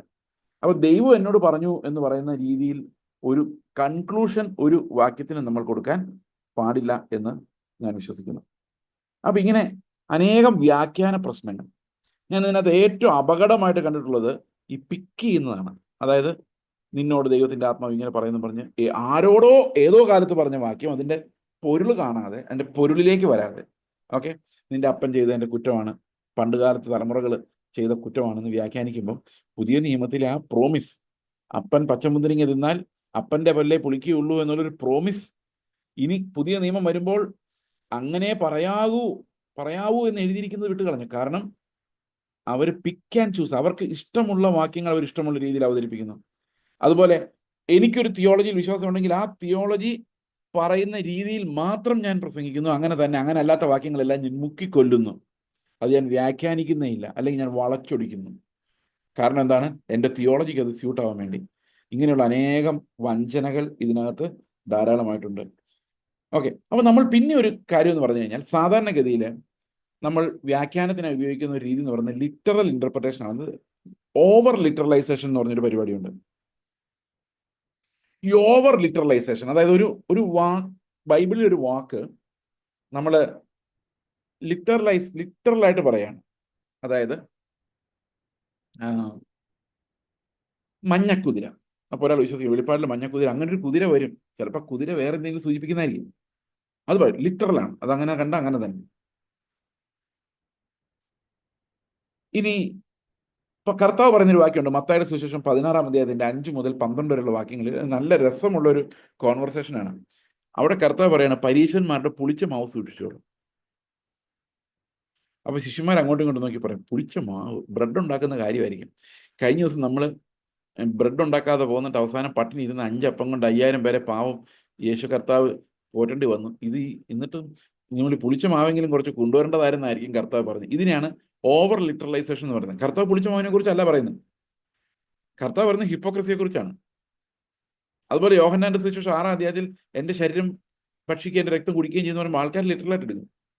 അപ്പം ചില കാര്യങ്ങളിൽ നമ്മൾ ലിറ്ററേച്ചറിനെ സൂക്ഷ്മമായി നോക്കുകയും ആ ലിറ്ററേച്ചറിൽ എങ്ങനെ ഏത് ഫിഗർ ഓഫ് സ്പീച്ച്, അത് ഒരു പാരബിൾ ആണോ, അതൊരു ഉപമയാണോ, ഒരു അലങ്കാരമാണോ, ഏതർത്ഥത്തിലാണ് ഉപയോഗിച്ചിരിക്കുന്നത്, ആ ഓതർ അത് പറഞ്ഞപ്പോൾ ആ എഴുത്തുകാരൻ്റെ ഇന്റന്റ് എന്തായിരുന്നു, ഉദ്ദേശം എന്തായിരുന്നു എന്നുള്ള കാര്യത്തിലേക്കാണ് നമ്മൾ നമ്മുടെ ഹൃദയത്തെ തിരിക്കേണ്ടത്. അല്ലെങ്കിൽ നമ്മൾ എന്ത് ചെയ്യും, ഓവർ ലിറ്ററലൈസേഷൻ. ഇന്ന് നമ്മുടെ ഇടയിൽ വ്യാപരിച്ചിരിക്കുന്ന വേറൊരു ഉപദേശ പശകം എന്ന് പറയുന്നത് ഈ ഓവർ ലിറ്ററലൈസേഷൻ ആണ്. അതായത് 144,000 പേരെന്ന് പറഞ്ഞു കഴിഞ്ഞാൽ 144,000 പേര്. ഓക്കെ, അത് എല്ലാം ലിറ്ററലി അങ്ങനെ തന്നെ. അത് ഒരു സിംബോളിക് ആയിരിക്കാം, വി ഡോണ്ട് നോ, ചിലപ്പം ലിറ്ററൽ ആയിരിക്കാം. അപ്പോൾ അതിനകത്തല്ല ഈ മനസ്സിലാക്കുന്നതിനകത്ത് ചില പരിമിതികളുണ്ട്. അതായത് ലിറ്ററൽ ആയിട്ടുള്ള വ്യാഖ്യാനം, ദാനിയേലിന്റെ പ്രവചനത്തിലുള്ള വ്യാഖ്യാനങ്ങൾ, അതുപോലെ വെളിപ്പാടിലുള്ള വ്യാഖ്യാനങ്ങൾ, we cannot take everything literally. അത് എന്ത് ഫിഗറിനെയാണ് സൂചിപ്പിക്കുന്നതെന്ന് we need to look at that. അല്ലെ, മൃഗം കയറി വരുന്നു, അപ്പൊ എല്ലാവരുടെ മനസ്സിലേക്ക് വരുന്ന ഒരു മൃഗം എങ്ങനെ കയറി വരുന്നു, ഒരു മനുഷ്യനാണ് വരുന്നത്. ഓക്കെ, അവന് മൃഗത്തിന്റെ സ്വഭാവമാണ്, അവൻ ഈവിലാണ്, തിന്മയുടെ മൂർത്തിഭാവമാണ്. അവിടെ പറഞ്ഞിട്ടുണ്ട് അതൊരു മനുഷ്യന്റെ സംഖ്യയാണ്, മൃഗത്തിന്റെ സംഖ്യ ബുദ്ധിയുള്ളവർ. അപ്പൊ ഇതിനകത്തെല്ലാം എന്താ പറയുന്നത്, ഓവർ ലിറ്ററലൈസേഷൻ കൊണ്ടുണ്ടാകുന്ന കുഴപ്പങ്ങൾ നമ്മുടെ വ്യാഖ്യാനങ്ങളിൽ പല സ്ഥലത്തുമുണ്ട്. അപ്പൊ പ്രതിനിധീകരിക്കാൻ വേണ്ടി കർത്താവ് പറയുന്ന പല കാര്യങ്ങളും, റെപ്രസെന്റേറ്റീവ് നേച്ചറോട് കർത്താവ് പറയുന്ന പല കാര്യങ്ങളും നമുക്ക് അത് ലിറ്ററൽ ആയിട്ട് വ്യാഖ്യാനിച്ച് പ്രശ്നം ഉണ്ടാക്കുന്ന ഒത്തിരി കേസുകളുണ്ട്. അതുപോലെ വേറൊരു കാര്യമാണ് ദൈവത്തെക്കുറിച്ച് പറഞ്ഞിട്ടുള്ള പാസേജുകൾ. ദൈവത്തിന്റെ കണ്ണ് അല്ലെങ്കിൽ കൈ എന്നൊക്കെ കേട്ടിട്ടില്ലേ? അവന്റെ കരം എൻ്റെ കൂടെ ഉണ്ട് പറഞ്ഞിട്ടുണ്ട്. കരം, ഈ കർത്താവിന്റെ കൈ എങ്ങനെ ഇരിക്കും? നമ്മള് എങ്ങനെ വ്യാഖ്യാനിക്കും? കർത്താവിന് എത്ര വലിപ്പം ഉണ്ടായിരിക്കും? പ്രിയ സഹോദരങ്ങളെ, ഗോഡ് ഈസ് എ സ്പിരിറ്റ്. ഈ കൈയെന്നും കണ്ണെന്നും ഒക്കെ പറയുന്നത് ഫിഗറേറ്റീവ് ആണ്. അതായത് ദൈവത്തിന്റെ സ്വഭാവത്തെയും ദൈവത്തിന്റെ ശ്രദ്ധയും കാണിക്കാൻ വേണ്ടിയാണ്. അപ്പൊ ദൈവത്തിന് ഒരു സ്പിരിച്വൽ എക്സിസ്റ്റൻസ് ആണുള്ളത്. ദൈവത്തിന് ഏത് ബോഡി വേണമെങ്കിലും എടുക്കാം, ഏത് സമയത്ത് എടുക്കാം. But that's another thing. ഇത് ഞാൻ പറയാൻ കാരണം വെച്ച് കഴിഞ്ഞാൽ ആന്ത്രോപോമോർഫിസം, അതായത് മനുഷ്യന് മനസ്സിലാകാൻ വേണ്ടി കർത്താവ് ബൈബിൾ ഉപയോഗിക്കുന്ന ചില പ്രയോഗങ്ങളുണ്ട്. മോശയോട് എതിർത്ത് നിന്ന ദൈവം, യാക്കോബിനോട് മല്ല് പിടിച്ച ദൈവം, ഇതൊക്കെ നമ്മൾ അതുപോലെ തന്നെ ദൈവം ഇറങ്ങി വന്നൊരു മനുഷ്യനായിട്ട് മല്ല് പിടിക്കുക എന്ന് പറഞ്ഞു കഴിഞ്ഞാൽ that's what you call over literalization and failing to understand the figure of speech. അതായത് എന്താണ് അവിടെ ഉദ്ദേശിക്കുന്നത് എന്ന് മനസ്സിലാക്കാൻ പറ്റാത്ത ഒരു സാഹചര്യം അങ്ങനെയുണ്ട്. അപ്പം ഞാൻ പലപ്പോഴും വായിച്ചിട്ട് ഈ യഹോവ ചെന്ന് മോശയെ കൊല്ലാൻ ഓടിച്ചു എന്നൊക്കെ പറയുമ്പോൾ ഞാൻ എനിക്ക് എന്താണ് ഈ സംഭവം, how can God be like that? കാരണം അത് മനുഷ്യന് മനസ്സിലാകുന്ന ഭാഷ. ഇതിനാണ് ആന്ത്രോപോമോർഫിസം എന്ന് പറയുന്നത്. ആന്ത്രോപോമോർഫിസം. ആന്ത്രോപോസ് എന്ന് പറഞ്ഞാൽ മനുഷ്യൻ, മോർഫോസ് എന്ന് പറഞ്ഞു കഴിഞ്ഞാൽ രൂപം അല്ലെങ്കിൽ മനസ്സിലാകുന്ന ഒരു രൂപം. ഓക്കെ, ആന്ത്രോപോമോർഫിക് ലാംഗ്വേജ് എന്ന് പറയുന്നത് മനുഷ്യന് മനസ്സിലാകുന്ന ഭാഷ. ഉദാഹരണത്തിന് സൂര്യൻ കിഴക്കുദിക്കുന്നു. നമ്മൾ ശരിക്കും എന്താ പറയണ്ടേ? ഭൂമി കറങ്ങി പോകുമ്പോൾ എന്താ പറയണ്ടേ? പറയാൻ പറ്റത്തില്ല. അതുകൊണ്ട് അവര് മനുഷ്യന് മനസ്സിലാകുന്ന ഭാഷയിൽ പറഞ്ഞു. So the Bible uses anthropomorphic language to express God. അപ്പൊ നമ്മൾ എന്തെല്ലാമാണ് ഒരു വചനം പഠിക്കുമ്പോൾ ശ്രദ്ധിക്കേണ്ടെന്നുള്ള കാര്യങ്ങൾ കൂടെ പറഞ്ഞിട്ട് ഇന്നത്തെ ഈ സെഷൻ ഞാൻ അവസാനിപ്പിക്കുകയാണ്. We will see the interpretative techniques from tomorrow onwards. Okay, വചനം വായിക്കുമ്പോൾ നമ്മൾ ശ്രദ്ധിക്കേണ്ട, വ്യാഖ്യാനിക്കുമ്പോൾ നമ്മൾ ശ്രദ്ധിക്കേണ്ട കാര്യങ്ങൾ, നമ്മൾ എപ്പോഴും ഓതർ എന്ത് ആഗ്രഹിക്കുന്നു, ഉദ്ദേശിക്കുന്നു എന്നുള്ളതിലേക്ക് നോക്കാൻ പരിശ്രമിക്കണം എന്നുള്ളതാണ്. ഓക്കെ, ബൈബിളിന് വെളിയിലുള്ള ഒരു റെവലേഷനും ഒരു പശ്ചാത്തലവും ഈ ബൈബിളിലെ വാക്കുകളുടെ അർത്ഥത്തെ മാറ്റാൻ നമ്മൾ അനുവദിക്കാൻ പാടില്ല. Literally what it communicates has to be communicated. Okay okay അപ്പോൾ ലിറ്ററൽ മീനിങ്, എല്ലാ കാര്യത്തിലും ഒരു ലിറ്ററൽ മീനിങ്, ഒരു പ്രൈമറി മീനിങ് ഉണ്ട്. ആ പ്രൈമറി മീനിങ് അല്ലാതെ വേറൊരു മീനിങ്ങും നമ്മളായിട്ട് ബൈബിളിന് കൊടുക്കാൻ പാടില്ല. അങ്ങോട്ട് ഒരു കഥയും പറയാൻ പാടില്ല. ഇപ്പൊ ശമരിയാക്കാരന്റെ കഥ പറയുമ്പോൾ അതിനകത്തുള്ള ഒരു ഫാലസി എന്ന് പറയുന്നത്, ഈ ശമരിയാക്കാരന്റെ കഥയ്ക്കകത്തോട് ഞാൻ രക്ഷാശാസ്ത്രം കയറ്റിവിടുകയാണ്. പക്ഷെ അന്ന് കർത്താവ് ആ പാരബിൾ പറയുമ്പോൾ ഈ രക്ഷാശാസ്ത്രം അല്ല പറയുന്നത്, ആരാണ് സ്നേഹിതൻ എന്ന് മാത്രം പറഞ്ഞു. അപ്പോൾ എൻ്റെ മനസ്സിൽ വരുന്ന ആശയങ്ങൾ, നന്മയെക്കുറിച്ചും നീതിയെക്കുറിച്ചുമുള്ള എൻ്റെ കാഴ്ചപ്പാടുകൾ ഞാൻ എന്ത് ചെയ്യുന്നു? ഞാൻ ഇതിനകത്തോട്ട് കയറ്റിവിടുന്നു. ഇതിനെ നമ്മൾ ഐസജെസിസ് എന്നാണ് പറയുന്നത്. ഇത് നിങ്ങൾ ഈ വാക്കുകൾ ഓർത്തില്ലെങ്കിലും കുഴപ്പമില്ല. ഐസജെസിസ് എന്ന് പറഞ്ഞു കഴിഞ്ഞാൽ വചനത്തിൽ നിന്ന് ഇങ്ങോട്ട് എടുക്കുകയല്ല, വചനത്തിലേക്ക് ഞാൻ എൻ്റെ തിയോളജി അടിച്ചേൽപ്പിക്കുന്നു. ഓക്കെ, ഇതിന്റെ അർത്ഥം ഇങ്ങനെയാണ് ബ്രദർ, ഇങ്ങനെയാണ് കർത്താവ് ഉദ്ദേശിച്ചത്. ഓക്കെ, നിങ്ങൾ വായിക്കും, മനസ്സിലായല്ലോ? അതല്ല അതിന്റെ യഥാർത്ഥ അർത്ഥം. ഇതിന് വേറൊരു അർത്ഥമുണ്ട്. ഞാൻ ഒരു ദിവസം ഒരാളോട് ചോദിച്ചു, ഇതാ അവൻ മേഘാരൂഢനായി വരുന്നു, ഏത് കണ്ണും അവനെ കുത്തിത്തൊളിച്ചവരും അവനെ കാണും. അപ്പൊ ഞാൻ ചോദിച്ചു, ഇതെങ്ങനെ രഹസ്യപരമാകുന്നെന്ന് ചോദിച്ചപ്പോൾ അവർ പറഞ്ഞ്, ഇതാ അവൻ മേഘാരൂഢനായി വരുന്നു എന്നുള്ളതിനും ഏത് കണ്ണും അവനെ കാണും എന്നുള്ളതിനും ഇടയിൽ 7 വർഷത്തെ ഗ്യാപ്പ് ഉണ്ടെന്ന്. ഞാൻ പറഞ്ഞു സന്തോഷം. പക്ഷെ 7 വർഷത്തെ ഗ്യാപ്പ് ഉണ്ടെങ്കിൽ ഈ വാക്യത്തിൽ എങ്ങനെ മനസ്സിലായി അതുണ്ടെന്ന്? How did you understand reading these words? കാരണം ഈ വേർഡ്സ് നമ്മളോട് എന്താ കമ്മ്യൂണിക്കേറ്റ് ചെയ്യുന്നത് വിട്ട് കളഞ്ഞിട്ട് വേറെ ഇടന്ന് വരാൻ പാടില്ല. We need to address each verse as that verse. Okay, പിന്നെ വേറൊരു കാര്യം നമ്മൾ ശ്രദ്ധിക്കേണ്ടത്, ഒരു വാക്യത്തെ നമ്മൾ എക്സ്പ്ലെയിൻ ചെയ്യാൻ നേരത്ത് വേറൊരു വാക്യത്തെ കൊണ്ടുവന്ന് അത് എക്സ്പ്ലെയിൻ ചെയ്യുമ്പോൾ ഇതേ പശ്ചാത്തലത്തിൽ പറഞ്ഞ വാക്യമാണ് അതൊന്ന് ഉറപ്പുവരുത്തണം. കാരണം അത് വേറൊരു പശ്ചാത്തലത്തിൽ പറഞ്ഞ വാക്യമാകാൻ പാടില്ല. അപ്പൊ ഏകദേശം നമുക്ക് ഈ തെറ്റായ വ്യാഖ്യാന രീതികൾ ഏതൊക്കെയാണ് എന്ന് നമുക്ക് മനസ്സിലാക്കാം. ഈ അലഗറിക്കൽ മെത്തഡിൽ വരുന്ന ഒരു പ്രോബ്ലം എന്ന് പറയുന്നത് ഉത്തമഗീതം. For example, how do you interpret the song of songs? എൻ്റെ കർത്താവെ, അത് ഏത് രീതിയിലും വ്യാഖ്യാനിക്കാവുന്ന പുസ്തകം. ചില ആൾക്കാർ അത് എന്താ പറയുന്നത്, ലിറ്ററലായിട്ട് അതൊരു സ്ത്രീയും പുരുഷനും തമ്മിലുള്ള ബന്ധമാണ്. ഓക്കെ, അതിനകത്ത് സ്ത്രീയും പുരുഷനും തമ്മിലുള്ള നോർമലായിട്ടുള്ള ലൈംഗിക ബന്ധത്തെ ദൈവം എതിർക്കുന്നില്ല, അതിനെ ചപലമായി മോശമായി കാണുന്നില്ല. അത് വിതിൻ മാരേജ് ഇറ്റ് ഈസ് സാക്രോസാങ്ക്ട്. അതുകൊണ്ട് അത് അനുവദനീയവും മാന്യവുമാണ് എന്നാണ് അതിൻ്റെ പ്രൈമറി മീനിങ്. പിന്നെ അതിൻ്റെ പുറമേ നമുക്ക് വേണേൽ പറയാം, ഇസ്രായേൽ യഹോവയുമായി അങ്ങനെ ഒരു ബന്ധത്തിലാണ്, സഭ കർത്താവുമായി അങ്ങനെ ഒരു ബന്ധത്തിലാണ്. പക്ഷെ ഒരു പ്രോബ്ലം ഉള്ളത്, ഇത് ഓരോരോ വാക്യങ്ങളെടുത്ത് വ്യാഖ്യാനിക്കുമ്പോൾ the all equation becomes very tough and complex. പക്ഷെ നമുക്ക് അതിനകത്ത് എടുക്കാൻ പറ്റുന്ന ആകെയുള്ളൊരു കാര്യം, ഒരു മണവാളന് മണവാട്ടിയോടും മണവാട്ടിക്ക് മണവാളനോടുമുള്ള സ്നേഹം എന്ന ഒരൊറ്റ ആശയം മാത്രമേ ഇതിന് എടുക്കാൻ പറ്റുള്ളൂ. You cannot make it an allegory explaining everything. അപ്പോൾ ഇങ്ങനെയുള്ള അനേകം പ്രിൻസിപ്പിൾസ് ഓഫ് ഹെർമന്യൂട്ടിക്സ്, അതായത് വ്യാഖ്യാനത്തിനുള്ള അനേകം രീതികൾ നമ്മൾ മനസ്സിലാക്കേണ്ടതുണ്ട്, തെറ്റുകളിൽ നിന്ന് ഒഴിഞ്ഞു നിൽക്കേണ്ടതുണ്ട്.